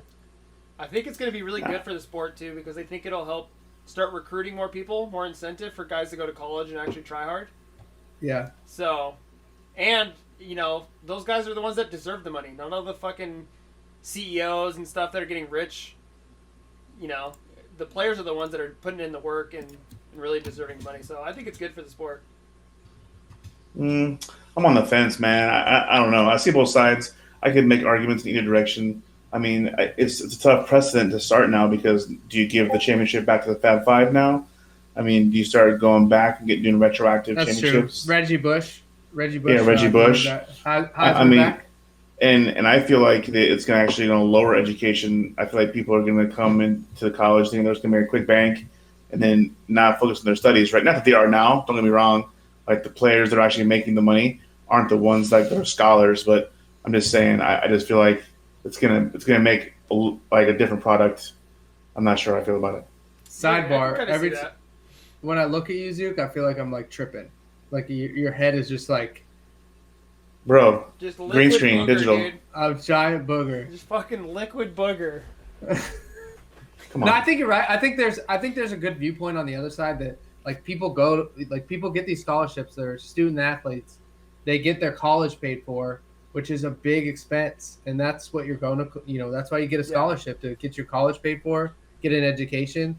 But the sheer amount of money that these colleges make off these players by putting their poster up outside the stadium or making commercials where they're in them is insane. Oh yeah, it's ridiculous. So. I think there's what they should do is instead of paying the players, make tuition free. You know what I'm saying? I mean, I don't know. I feel like it's telling other students that they're not the same kind of people. Like they're not worth anything or worth money, right? And I feel like most people in college, they're not. They're not worth shit. I mean, the NCAA teams have these giant TV deals, like with Big Ten Network and Fox and all this shit that is bringing them in money simply because of the players on the field. Yeah. Justin Fields last year, like he brought in a crowd. Trevor Lawrence brought in a crowd. Yeah. I mean, that's what they're making money off of. So, these guys can't work a job. They don't have enough time. They can't take money from people or they get fucking slapped on the wrist or, kicked out of the games. So why not do some of these things where you sign autographs to make a little extra money? It's your time, it's your name, it's your image, it's your likeness. Go I for agree. it. Do it. I think they deserve it more than the schools. We'll give it like Ohio State football makes so much money. Yeah. So much money. And it's because Alabama of bureaucracy, it's getting absorbed by fucking school board and all these people that don't deserve a fucking dime of it. They just absorb all of it. That are making 8-figure salaries a year. Exactly. But they claim to be nonprofit. Yep. So now they might as well call it the minor leagues then, because if it's a professional sport now. It basically is. But they're not making money off playing. They're making money off their name, image, and likeness. Yeah. But their name, image, and likeness wouldn't be worth a dick if they weren't good at their sport. Yeah, but if they had the opportunity, they could probably go straight to the pros. So they're not getting salaries, but they're getting money because of the product that they're producing and what they represent. I think it's fine. I'm all for it. Listen, I think there's a different way to do it. I just don't think giving them millions and millions of dollars to an 18-year-old kid is wise in the first place. I think true. if you separate the money out. Yeah. I don't disagree that the colleges are making a boatload of cash and somebody's making too much money that shouldn't be making that kind of money. But you just disperse the money differently. You pay every player like a salary. Maybe it's $35, $50 a year, whatever the number is. But I'm just saying, then the rest of the millions of dollars goes to the rest of the students and reduce the fees that go to school, tuition. True, It's just stupid to give an 18-year-old kid a bunch of money. That's a good point, honestly, because half these guys can't handle the money when they're 21, 22, 23. You see them shit all the time. Imagine when you're. Can you imagine if you were 18 and you got $1 million? Sip and lean. Oh, dude, it'd be ugly. I'd be a mess. I'd be a wreck. Uh-oh. There's Zook. That's a good point, too. They're not mature enough to handle that much money and responsibility. So, yeah. I get that side of the argument for sure. Yeah. We'll see how it works out. I know there's people that are really pissed off. Really? Yeah, there's really people that are really pissed off about it that are just like, oh, this is the way it's always been, so why not change it? So I think it's good to have some change. Yeah. For instance, if I couldn't have worked during college, I wouldn't have made it through there because I wouldn't have been able to pay for my shit. I wouldn't have been able to pay for the place I lived. These guys can't work through college, so how are they supposed to get money? How are they supposed to go to money to do cool things? What's that show on Netflix where the guys struggle? Last Chance You? Yeah, Last Chance You. Yeah, you see these guys working 2 jobs. Most of them are at fast food restaurants, busting their ass and going to school, and they got to fit in time to practice and work out and all this shit. It's crazy. Yeah. So even if those guys were able to get just a little chunk of money, just enough to live and survive, it'd make a huge difference. They could really focus on the sport. What about that medical student or that law student that can't take a job because they're working 30 hours and internships and not getting paid and spending 40 hours a week studying? Should have went to the entertainment business, pussy. Should have been a rapper. Yeah, should have been a rapper. But I don't know. I think it's cool. I see the ups and downs for it, I guess. Yeah. But like I said, if they're earning it, it's their name, it's their face. They deserve it more than the schools. So it's hard to not stand behind that. I agree, 100%. Yeah. Did you guys? We'll be really quick on this. Did you guys see that Tom Brady played the entire year with a torn MCL last year? I did see that. But here's my take on that. I don't know. So, Tom Brady, easily one of the best quarterbacks of all time. Probably the best quarterback of all time. But he has never used his mobility to make plays. Ever. That guy could stand in one spot and make plays all day long. Not to mention he has the best fucking offensive line ever put together. Always. So, it's not that surprising to me, if I'm going to be honest. The guy... Did you see that one play where he scored the rushing touchdown to the left when he was on the Patriots? Yeah. It looked like his legs were fucking caught in molasses. It was the slowest, most unathletic thing I've ever seen in my life. Yeah, very unathletic. So, hearing that he has a torn MCL and still won a championship doesn't surprise me because he doesn't need his legs or his knees to win a championship. But he also... And he never has. You're throwing a football, you're coming back, and it's true. You're using your base, That's and you're using I mean, you got to plant that foot. He's really good in the pocket. I mean, he's good at moving and kind of making side steps. So on that, I think it's just a ploy, though. Yeah. Which leg? Is right leg or left leg? Which leg? I don't know. I think it's just bullshit, anyways. Yeah, I was gonna say it's definitely his right leg. But it's his left leg. Like I said, I'm not that surprised. Like, if anyone could pull off winning a championship with a blown knee, it's Tom Brady because he doesn't fucking move. Yeah. So your boy Colin Morikawa won the Open. Dude, how's this kid? He's trying. Yeah, I mean, dude is crazy. He's played in 2 championships and he's won both of them. So there's that. Well, he played in 3. He didn't win the Open, but he won the championship in his first try, the Open championships in his first try. He dominated. I don't want to say dominated from, bell to bell, because really Oosthuizen dominated from bell to bell. Yeah. He fell apart in the last 9 holes, but that was my pick. I mean, Oosthuizen. I know. Well, both of those players are really a good story, right? Because Oosthuizen's, I mean, the guy's insane. He's finished second like fucking 20 times in the last 10 years in major championships, and no one knows who the hell he is. But I mean, Morikawa's crazy, man. Cal grad. He's got a lot of. He's like the traditional golfer, man. He's not the DeChambeau 400-yard bomber. Yeah. But the dude does not make bogeys. He just down the middle of the fairway has a killer iron game. Get up and down from literally anywhere. And can putt like a madman. So I don't know. Look out for this kid. Yeah. Dude's 5'9", 160. He's basically tiny. a glass of water, dude. That's crazy. But yeah, I mean, like the only human I might be bigger than. Yeah. And what's even crazier, he looks like he's a giant next to Louis Oosthuizen. So let's go over our picks from last week. I know John Lazook said he had John Rahm. You said you were going to take 5th. Dustin Johnson. Yeah. And I took Oosthuizen. So how did we fare there? Where did Oosthuizen finish?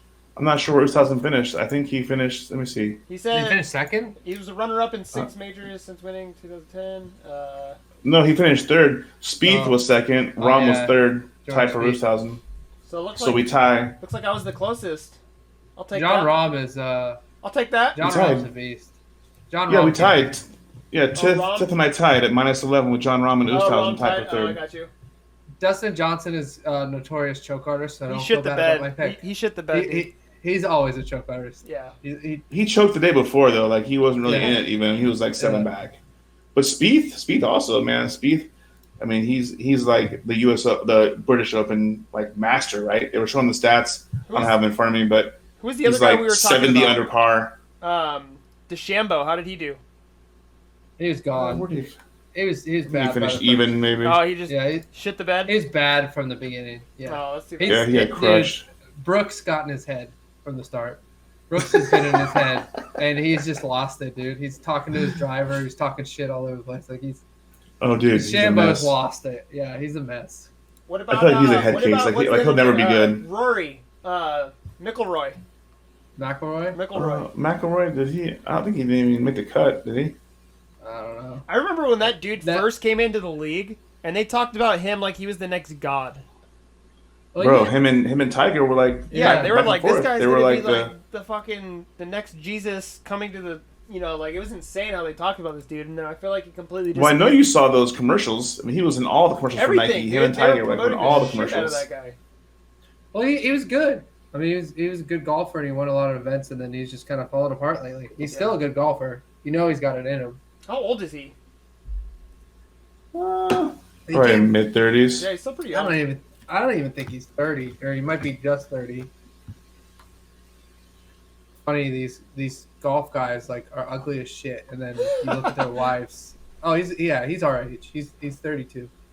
Yeah, Mickelson only finished second to last. Okay, guess how tall Rory McIlroy is. I would guess like 6'1". He's 5'9". What? Yeah, he's tiny. Why are all these golf guys? That's crazy, dude. That's like the opposite of disc golf. Like you see them and they look like they're normal. They're just fucking midgets. And they're huge. Yeah. They're midgets. All these guys are midgets. That's crazy. John Rahm's a beast. Yeah, John Rahm's big.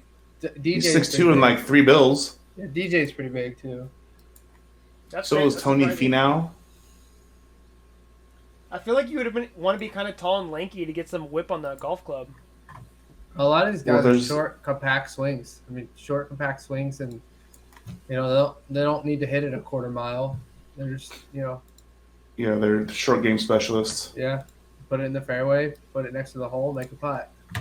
Yeah, and the Open especially is just because it's so usually so windy. So when it's not windy like that, those heavy hitters don't really fare too well. J Rose. Tony Finau, 6'4", 260. Yeah, he's a big guy. He's a big dude. So I want to sneak in a little kind of MMA fighting news. We were talking about YouTube versus Twitch fights, but Logan Paul apparently is looking for a boxing match with Anderson Silva, which I think is hilarious. I'm so tired of these Paul brothers, man. Like they talk I'm much so shit, tired of it. and they claim to be like the best, like the next Muhammad Ali's and shit. Like, oh, I want to be a world champion. But how come the only people they're calling out are like failed fighters or retired fighters? Like, why don't you challenge like a mid-tier fighter that's an active fighter? Jake Paul said he'd pay Conor McGregor like $50 million to fight him. Conor McGregor's not a boxer. I think Conor McGregor would beat the shit out of him, but still, like, if you want to be a boxer, why aren't you challenging boxers? Well, it's a no-win situation for these guys that want to fight him, right? Like, even McGregor, he goes up 75 pounds. Yeah, and that's the other thing. McGregor's 5'9", 155 pounds. Jake Paul's like 6'2", like 210. 270. Like what Logan the hell? Paul is. Jake Paul's tiny, but Logan Paul is tall as fuck. Yeah, they're big dudes though. They're husky dudes. Like, why are you picking fights with midgets? Floyd Mayweather, he's like 5'8". Like, come on, dude. Yeah. Oh, wait, isn't dude fighting Cormier or some shit like that coming up? No. Cormier would knock his head off of his shoulders. Yeah, and Cormier would absolutely. He would never. No, take who's that he fight. fighting coming up? Who's it? Oh, why is that off my tongue? I know he was talking shit to Cormier at the UFC events. They were kind of getting in each other's face, which I don't get because, like, honestly, like if you're talking shit, and getting in someone's face, like you're not in the ring. You're just like talking man to man, and man to man, Cormier would rip him in half. Like if you're in a street fight that's who he's fighting with Daniel Cormier, who are you taking? You're done. Yeah, come on, done. dude. Like talk your shit in the ring where there's rules to protect you. You wouldn't even get a punch off. He would get fucking. He's like a little tank. He would just tackle you. He would get power bombed like it was like the WWF. Yeah. Like it would straight up be. He would literally come at you like a big ass stone man fighting bowling ball. a child. Yeah, it wouldn't even be close. So like, you know what's funny? It's funny to me that they're talking shit outside of the ring, where it's like you realize there's no rules protecting you outside of the ring.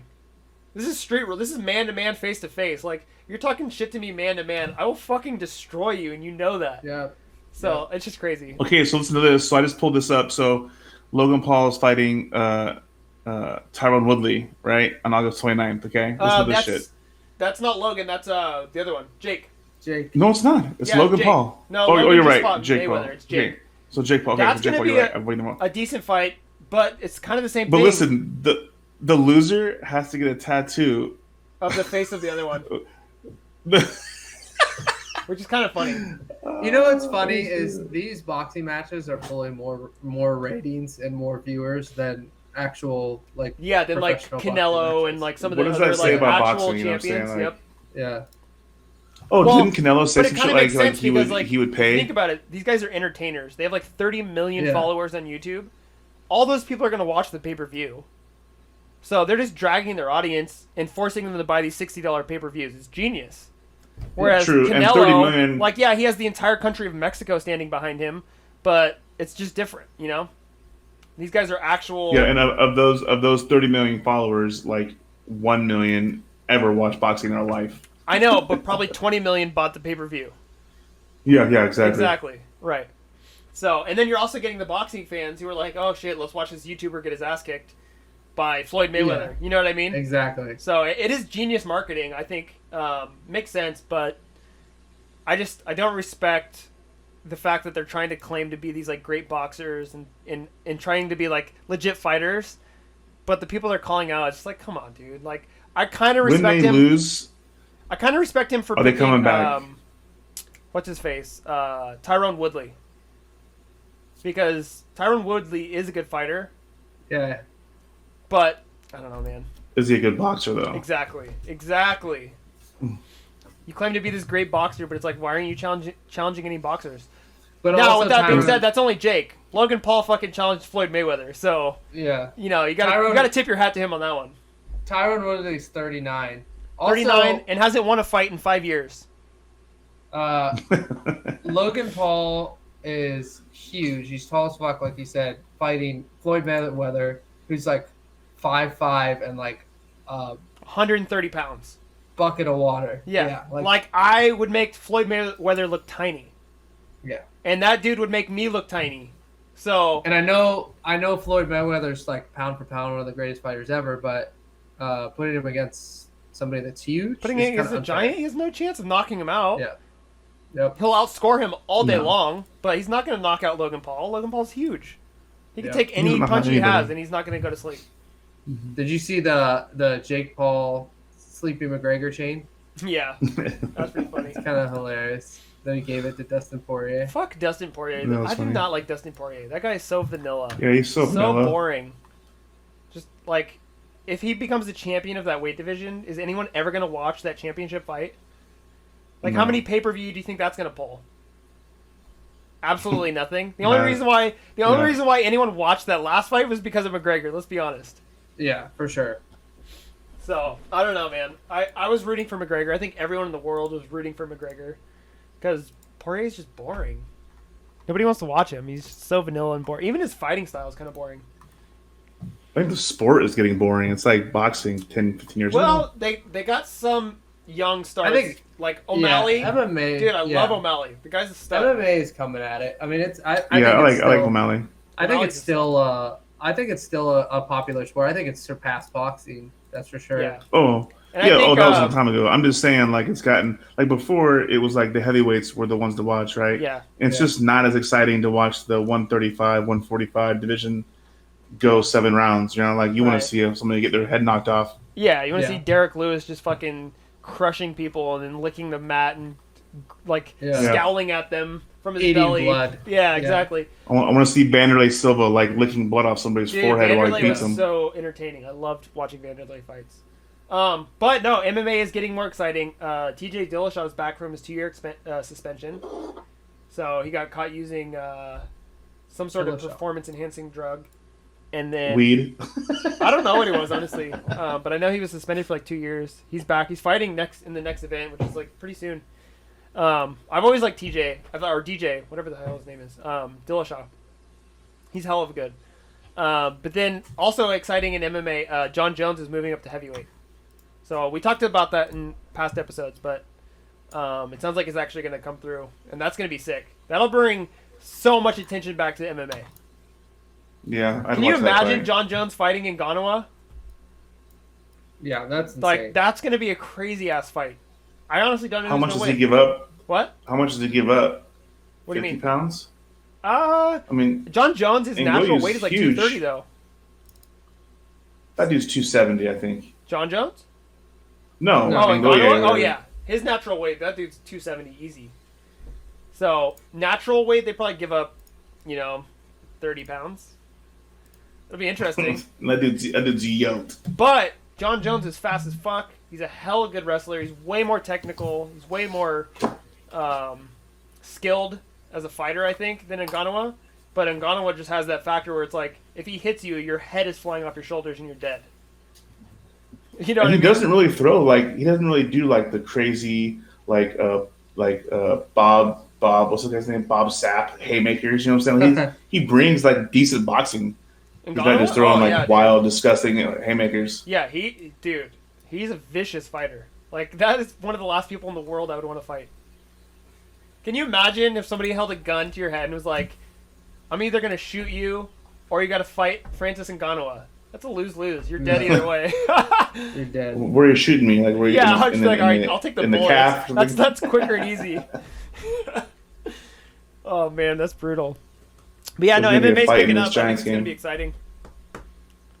So we'll wrap this. Go ahead. I was going to play the video of that YouTube versus Twitch boxing match that happened. Because apparently afterwards, so the rapper, which I think was the YouTube guy, beat Blueface. The Twitch Yeah, his name is Blueface. Post fight.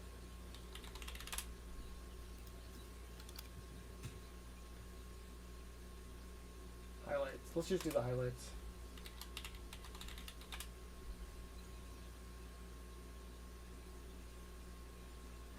Yeah, they don't even have. I didn't even see a UFC fight on the docket outside of like their Vegas, like one-off fights. Alright, check this out. This is the YouTube versus TikTok. So this dude right How here old is this? is a TikTok was guy.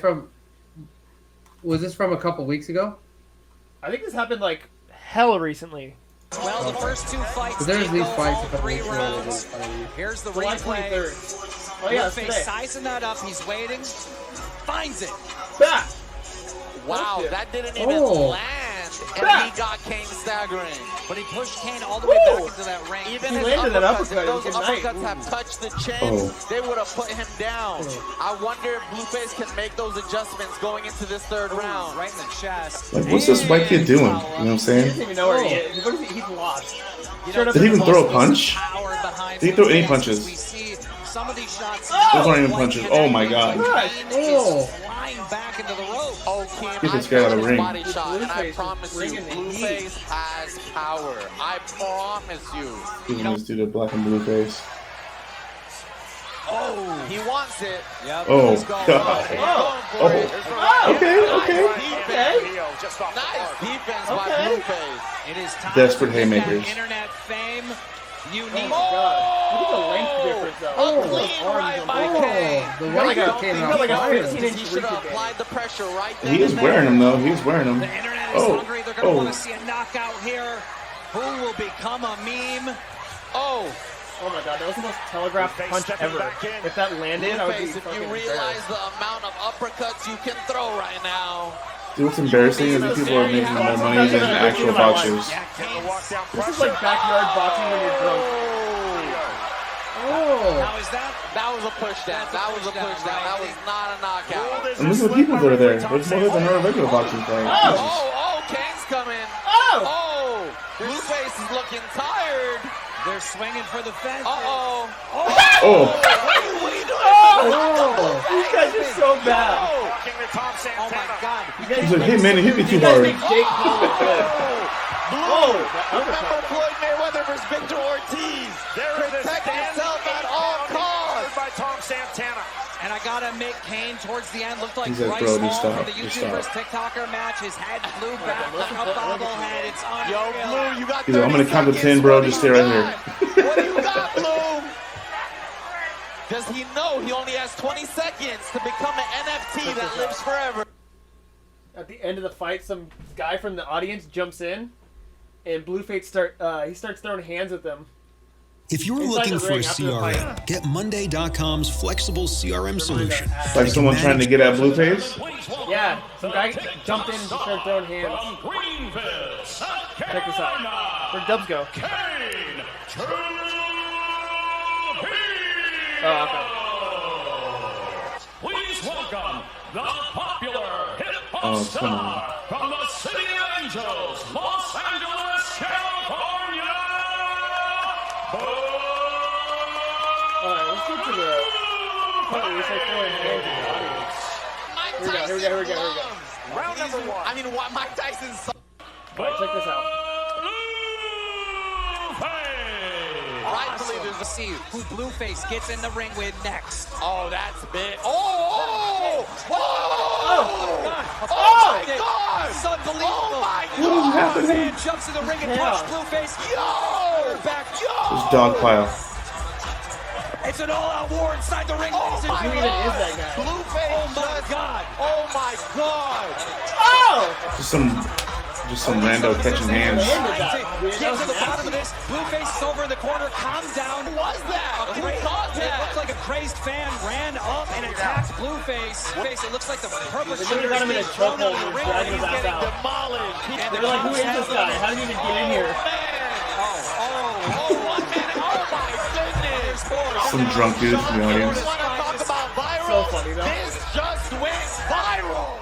Yeah, that's like the most exciting part of the fight. But yeah, that's how that went. I The don't know. I Giants think just it's shit the kind of bed. cool seeing that these these YouTubers and TikTokers are just like reaching out to like a next level, you know, upping their game a little bit, stepping into a sport that they have like zero experience in, obviously. But it's exciting. I mean, shit, I like watching it. It's fun. It's entertaining. I'm trying to get Dubz back in here. Is that... Oh, yeah, right there. 1 second. Little technical difficulties. Yeah, it's more fun to watch shitty boxers than good boxers. In a way, it almost is, dude. Isn't honestly. that sad? It kind of is. Yeah. Because it's just, like, sloppy and raw. Whereas, like... This is how I look at it. Like, really, really good boxers that are fighting another really, really, really good boxer, they're so even and they're so technical that it's almost just like a science. It's just like boring. It's like NASCAR. Yeah. Like, would you rather watch these cars that are built from the ground up perfectly and can just like perform flawlessly, or would you rather go watch a fucking drag street race? I want to see Kimbo Slice. Or Kimbo, exactly, Kimbo Slice. Perfect example. Street fighting over real fighting is way more entertaining. Street racing over NASCAR, way more entertaining. Like, there's just something about the raw element behind it that's just like so much better. Idiots playing fucking Grade 2 versus boring ass Indy 500 races. Exactly, dude. It's just, yeah, there's just something about it. Like, it's like real. I don't know. It's different. It's been a while since we've done a Grid 2 event. Uh-oh. You know, you're speaking my language, dude. Dude, maybe one of these times on the Grid podcast... Grid 2's my game, dog. Instead of on the podcast, instead of talking about sports, we'll just play Grid 2 the whole time. Just have a LAN party, a Grid 2 tournament. Yeah. Dude, Hefferton will be all in on that. Yeah, I know Hefferton wants in. Now let's get mad that we're playing Grid 2 and not some of the weird, obscure MMA. No, dude, he loves it. Dude, we'll go to our last segment for this week. We didn't hit it last week, but we'll briefly touch on a little bit of our Grade A Wall Street financial advice. Oh, you want some financial advice, dude? I got you, dog. You gotta start with that Bezos watch. I do have something. I have something legit. So I follow this guy on Twitch and on Discord. His name is Blockchain Boy. So he is I don't know what you want to call him. He's like a crypto guru, right? So he spends all day like talking about different cryptos and projects that you can look forward to and things that, you know, like this one's going to do good. This is a good long-term investment, yada, yada, whatever. He's just breaking shit down. But recently, him and some other crypto guys partnered up and they actually released their own coin. It's called iPad. It just launched. So I actually picked up a couple $100 worth of that. I think it's like less than a penny right now. But it's supposed to be a resource crypto, so it's actually going to have a purpose. I can see it legitimately picking up some steam because of some of the people he partnered with already. And just from the stuff I've learned from him, like he's the one that turned me on to VeChain and some of the other stuff. Like I feel like he's one of the crypto guys that you can trust because half of them are just like promoting bullshit like Dogecoin. And then there's the other ones that are like, fuck Dogecoin and the shit coins, like, focus more on fundamentals. And he's one of those guys. So I think it's really cool. He started his own project, and I just bought in like $200 worth of that. It's called iPad. Check it out. Buy that shit. Nice. I did notice that the crypto market in general has been kind of shit lately. It's it's bad. It's really bad. It's bad. Losing money. I mean, everything's down. But it's a buyer's market, dude. It's a buyer's market. Everything's low. I know, but how many of these buyer's markets can you have? Oh, it could last 3 years. Yeah, it feels like every week is like buyer's market, buyer's market, buyer's market. Yeah, it's been dipping. It's been dipping and dipping because they were watching the resistance. So, you know, Bitcoin drives the market. When it goes down to 30, it taps up. Goes down to 30, taps up. They're waiting to see if it's going to tap at 35. And then tap at 40, and then when it starts doing that, you see that it's on a bull run. But it keeps hitting 30 consistently, and it's actually dipping below 30. You know, it hit like 28, 27. So it's clear that the market is not hot. There's just not enough volume right now. It's not going to go anywhere anytime soon. If you're buying for the long haul, but the prices are low. and people that aren't buying right now are going to be the ones that miss out. So, a year or 2 years from now, when it starts going crazy again and everyone's getting hyped just like they did, a couple months ago, and all these shit coins and Bitcoin's going to hit 60,000 and all this shit, that's when all these people are going to get excited and be like, oh, I need to go buy some crypto. It's like, dude, you're too fucking late. You should have bought it right now when it's low and it's not exciting and no one's talking about it. Yeah. When Bitcoin's at 28,000, like that's when you want to buy, because then when the bull run happens, even if it takes a year or 2 years, that's when you're going to make fat money. So I'm investing all my shit right now. I'm getting as much of it as I can. I'm holding on to all of it. I'm not selling any of it. That's a good point. I mean, that's how people make a ton of money in it, is when people aren't talking about it. It's when people start talking about it and grows some steam. You make maybe $100 or something like that. Yep. And like, oh, I missed out on the big, giant leap in the market. Yeah. How many people did you hear say like, oh man, I wish I would have bought Doge when it was a penny? Yeah. Yeah. No shit. Yeah. Well, just when it was a penny, when no one was fucking talking about it. But this is the first time that they've the general masses have been able to just throw in 10, 20, $50 and been a part of something cool, right? Because it's just now getting popular. Bitcoin's been around for a minute, but I don't know. I think the biggest thing with Bitcoin, with the cryptocurrency for me, man, is not so much following one particular guy, but reading about each crypto and how they're mined, what they're mined for, what their return rate is. Because they're so different. I didn't realize how different they all were until you start reading about the different purpose behind them and how they're manufactured, how the blockchains work. Yep. It's really kind of interesting, actually. And it's other countries, like you said, China and now Malaysia. Dude, it's literally illegal to fucking mine any kind of cryptocurrency in Malaysia. Wow. They just busted some dude and gave him 4 years in prison for mining Bitcoin, because he was to be fair, he was stealing energy from the government, $2 million. So it's different. But. Why did they make it? Why did they make it illegal? Just because it's a strain on the infrastructure, or? Well, yeah, because the story is they're fucking communist the country. Dude had they can't control the. He had the guy literally had 500 or 600 of mining machines and was stealing on average of $2 million a year in energy from the country's grid, and there was having blackouts all across the country. Meanwhile, this dude's making millions and millions of dollars just fucking burying the entire country, just rolling on tax-free. Tons of. Yeah, just rolling on tons of those fucking 3080s, 3070s. Yeah. Just pumping through them. I mean, the U.S. He's why we can't trying find to any, regulate the shit out of it. There's certain coins you can't even buy if you're in the U.S. on the exchanges. Well, the whole Binance exchange is they totally created screwed. a whole new Binance U.S. They're trying to regulate it as much as they can, and it's because of that very same reason. They don't want us getting rich overnight, because it fucking hurts. They just want oversight. They want oversight. That's all. Yeah. They want to know where your money's going. Zook is a good person to have here, because our first episode we talked about the difference between stock exchange versus cryptocurrency, and I know Zook does both of them, and you've been, I mean, you talk about the good moves you made. I'm sure you've lost money on other things, but like to get your take on which one you like to use, or both of them at the same time. Yeah, I definitely do both. I mean, I think that the actual market is something you use for long-term planning.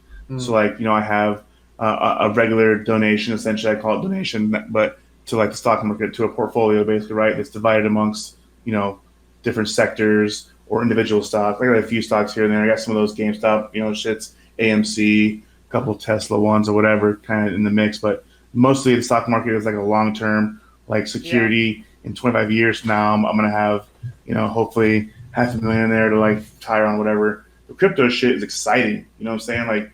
The stock market was never fun for me. It still isn't that fun, because it's not real. It's it takes forever. It's boring and it's you know slow. What I'm saying? Yeah. You just you put $1,000 in, and if you made $2,000 over the course of a year, you'd be stoked, right? You'd be cool. That's what's up, But in the crypto, drop $1,000, you might pull out 100 G's next month. You know what I'm saying? It's so crazy. And it's just I think the lure of crypto is that it invites every single person to invest. And with apps like Robinhood and Gate.io and Binance and all of them, Coinbase. Binance like Binance, but Crypto.com's got a pretty killer app too, actually. But they just allow anybody to drop $5-10, and everybody, it brings the demand in, right? And it raises the prices up. Yeah, it's actually kind of scary, honestly. But I know it could be dangerous, but I agree. But it's like crypto is super explosive. Overnight, you can turn $100 into fucking 15 G's. But at the same time, like Dan says, it's super volatile. So just as on one end of the spectrum, it's super explosive, on the other end, it can vanish like that. Whereas you're not seeing that as much in the stock market. That's what, and I think you're right. Zook, I'm kind of the same way on, I take money out, every paycheck and put it, towards different things on the stock market. We do a lot of mutual funds, that are just slow growth, that grind over a while. And then, we just pick stocks that we like, and pick them and run with them. And I say we, it's my wife and I.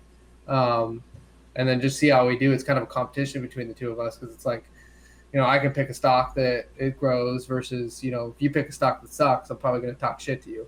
Right. You're making dinner all week. It'll take 6 months to figure it out. Yeah. You know what I'm saying? Yeah, that's true. But I want to start getting into is those stocks that give you a little chunk of return. What is that shit called? Dividends. Yeah, I want to start getting into that a little bit because I've never really looked into that much. But I know there are some really solid stocks that that literally will pay you some of the dividends, every percentage year that you make every year. So they're required to, dipshit. That's what I mean, but I haven't gotten into any of those. All my investments, I was doing like swing trading, and then like when I was in the stock market or like penny stocks, like I wasn't doing much long-term investments or anything with like dividends or anything like that. Oh, dividends are great because you know that you're gonna get something back from it. Like it's not gonna be the smallest chunk of change, right? It might be like, I don't know what they do, like 9% or something like it's kind of, it's not 9% because that's huge, but it's some percentage. 3. Yeah. And it's cool when you get it because you're just like, oh, I didn't just completely waste my money. I saw a little growth in it. Exactly. If you're getting 8 to 10%, that's good. You know what I'm saying? The cool one. That'd be hella good.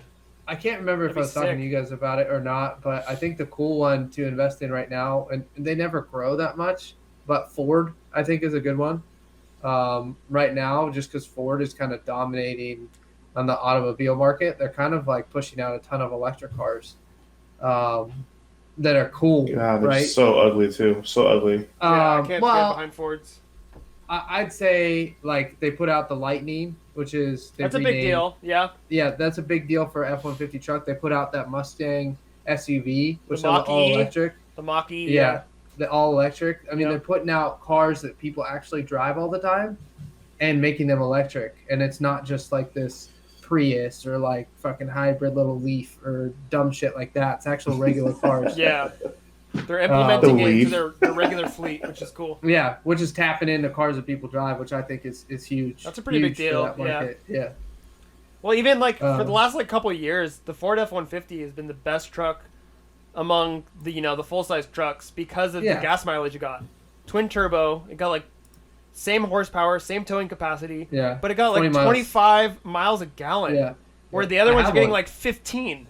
It like blew them out of the water. It wasn't even close. Twin turbo EcoBoost. Yeah, so like, Ford's already been killing it with the the economy, and then adding all these electric stuff is only going to separate them even further. So I can see how it's a good investment. I just don't like Fords myself. Well, you're a shitbag. No, dude, I'm going Toyota. Sticking with the Yodas. I do like Toyota. Yeah. Subaru, dog. I have a Subaru also. Subaru and Toyota. I thought you were gonna say like, Chevy or like Ram or something like that. You're like, no, dude, I'm a completely different brand, Toyota. Stick with the Japanese. Fiat, bro. Fiat. Stick with the Japanese. The other stock that was just kind of been funny is like I talked about it before with Virgin. Like we always like watch Virgin stock, and it's funny because the last time we talked about it, I was like, oh, I'm gonna buy it. It was right before Richard Branson launched his shit into space. And we sold it right before that. So I think we bought it at like 24 and we sold it when it was like 48 and put a hefty amount of money into it. And then set like a automatic buyback when it got to 30 again, because that's just what the stock does. It goes up and it goes down, it goes up and it goes down. Right.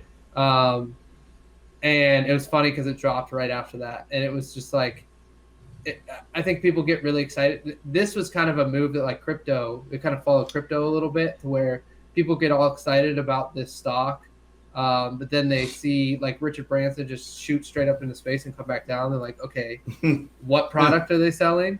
Yeah. You know what I mean? So the stock just drops and it goes right back to where it was. Did you invest all the money that you pulled out when it was at 40 back into it when it was at 30? Yes. Oh, that sucks. No, it's fine. It'll go back up. You think? Yeah. You don't think it was just like a flash because of the whole excitement behind all the space travel? And No, all that shit? I think we took our profits out and then just put originally what we had in there. Oh, I got you. Okay. But you know what? It's going to go back up and back down. I mean, they do have a tangible product, and it's, you know, working for government projects to launch satellites into space or launch, you know, whatever into space to, you know, for weapons and things like that. So they do have viable products on that side. Yeah, we have more. They have also phones. They got planes. They got airlines. Yeah, they're more involved in a lot. They're a big company. Yeah. Well, it's Virgin Galactic. Like they have Virgin and then Virgin Galactic. So they're kind of two separate entities. Oh, do they? So you went solely into Galactic? Yeah, only Galactic. Oh, got it. Oh, I didn't realize they were separated. Yeah, they're separate.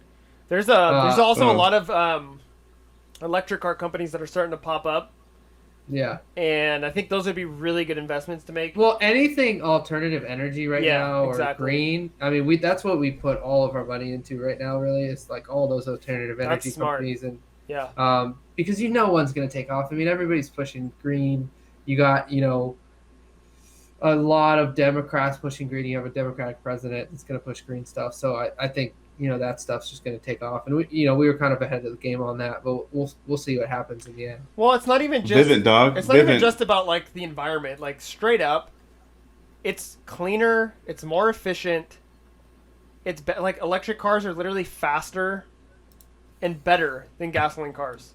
Like gasoline engines are just obsolete now. They're old. It's old technology. So at this point, it's not only about the environment and politics, which is part of it. You know, it's a big part of it. There's a ton of people that stand behind that shit. But it's also just literally that the technology is better. So I think it's a win-win for the electric cars. And, I mean, what? They put that bill into place where California's going to... You're not allowed to buy gasoline vehicles after, like, 2035? Yeah. No. Yeah. No, straight up. It did pass. It did pass. So 2035, you can't buy gasoline engine car in California. Yeah. That's why it's so huge that they're making like normal, like everyday cars into electric, because people are it's gonna become, you know, more normal for them to buy them. Dude, I'm just buying an F-150, but it's electric. Yeah. By 2035, do you think there's even gonna be gasoline engines?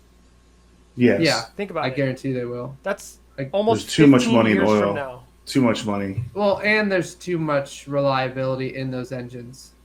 They'll still be there. Dude, batteries are getting more efficient. They're building more and more for the grid, for electrical power. It's more environmentally friendly. The grid is way more efficient. Hey, I'm going to backtrack a little bit. The electrical grid, at least in California, probably across the U.S., is fucked. Why do you say that? It's trash. Okay.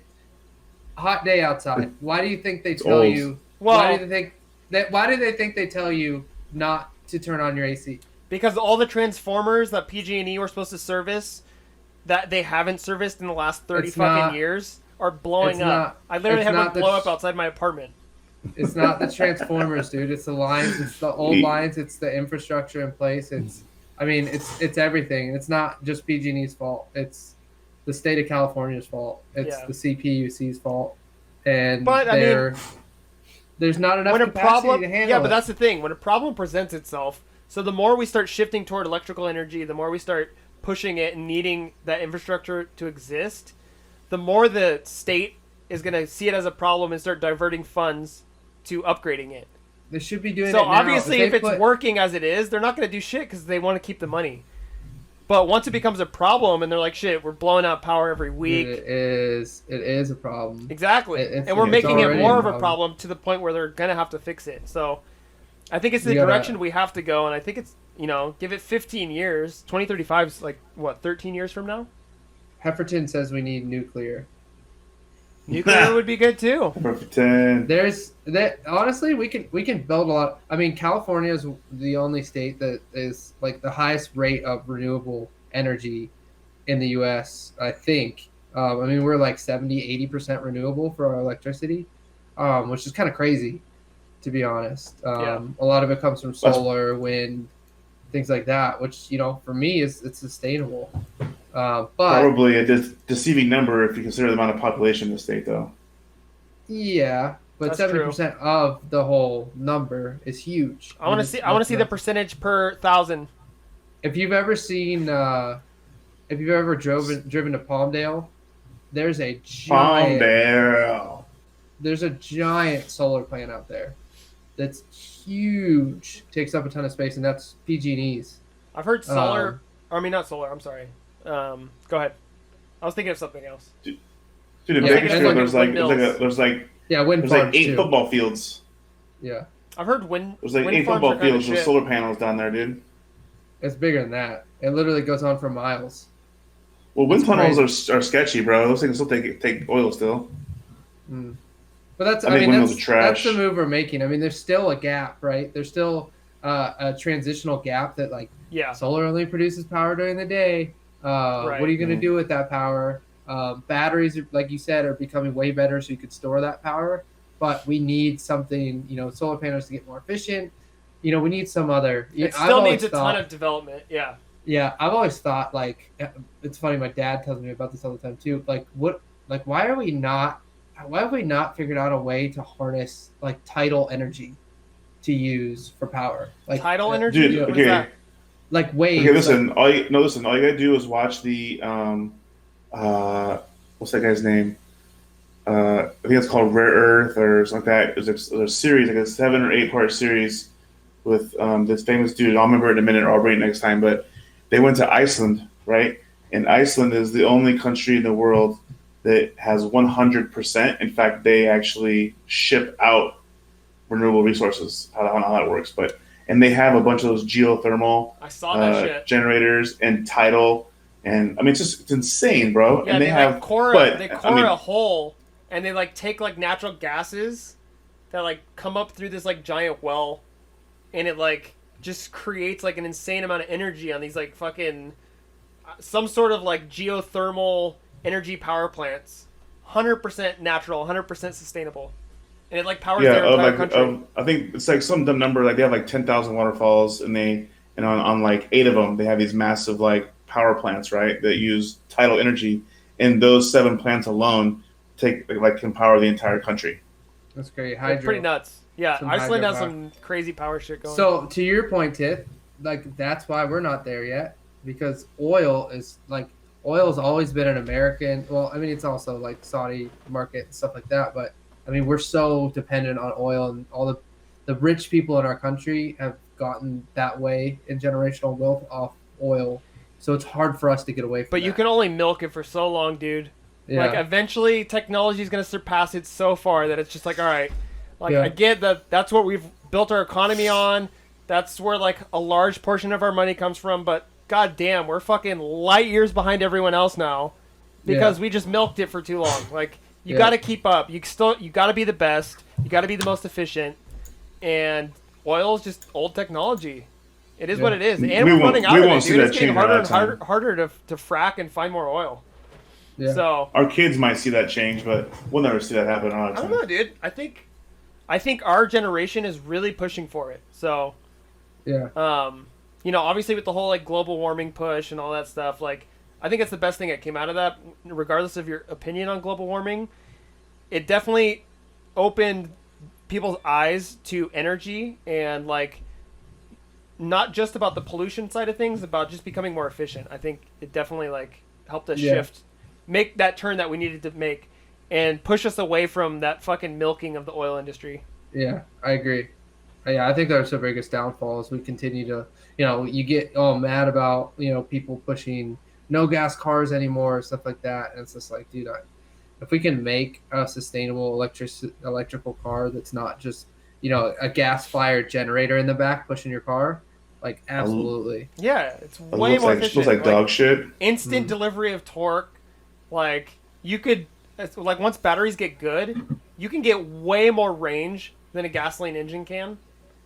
Because think about how like big a gas tank has to be and how much weight that carries just to be able to have enough fuel to power a car to go like a certain distance, right? Yeah. Whereas batteries, the more and more efficient they get, they're going to be the same size, they're going to be the same weight, but you're going to be able to travel like 800 miles, 1,000 miles, like something crazy on one charge. Like that's insane. They're pretty far from that closer though and closer to that every day. I would drive that new E-Hummer. E-Hummer is sick. E-Hummer is sick. So did you guys hear about the I know you guys know about the Cybertruck Tesla. Yeah. But GMC partnered with this company called Nikola. And yeah, I know them.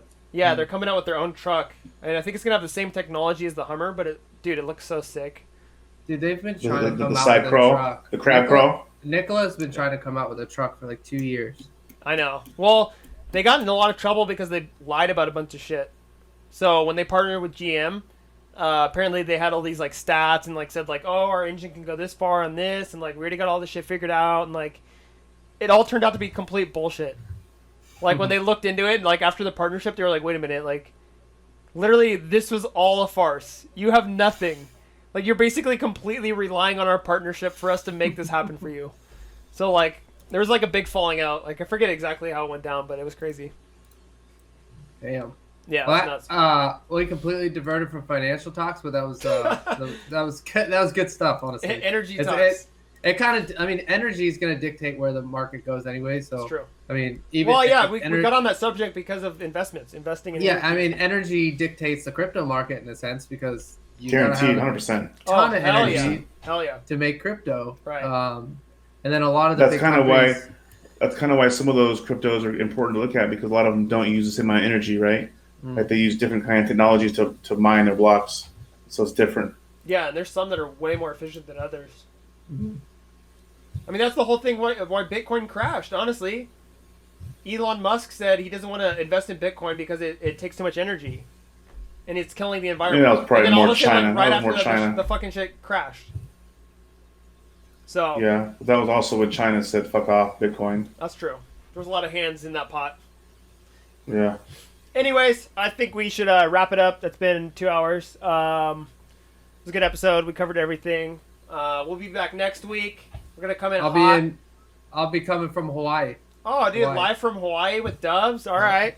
I'll definitely have a drink in my hand next week. I'm gonna be fucking turnt. I know Mazook is gonna do the same. 1,000% Dan's not coming. Dude, 1,000%. I'm gonna like be like Mai Tai on the beach, like waves crashing behind me. Oh, dude, feet in the sand. I got a funny feeling Miss Willie's got a different topic with that one. No, Miss Whaley's gonna be in the ocean, just getting crushed by waves. You're just gonna laugh at her, just getting demolished. All right, boys. The Giants back in the 9th. See y'all next week. All right, turn up. Barely shit. All right, later, pussies.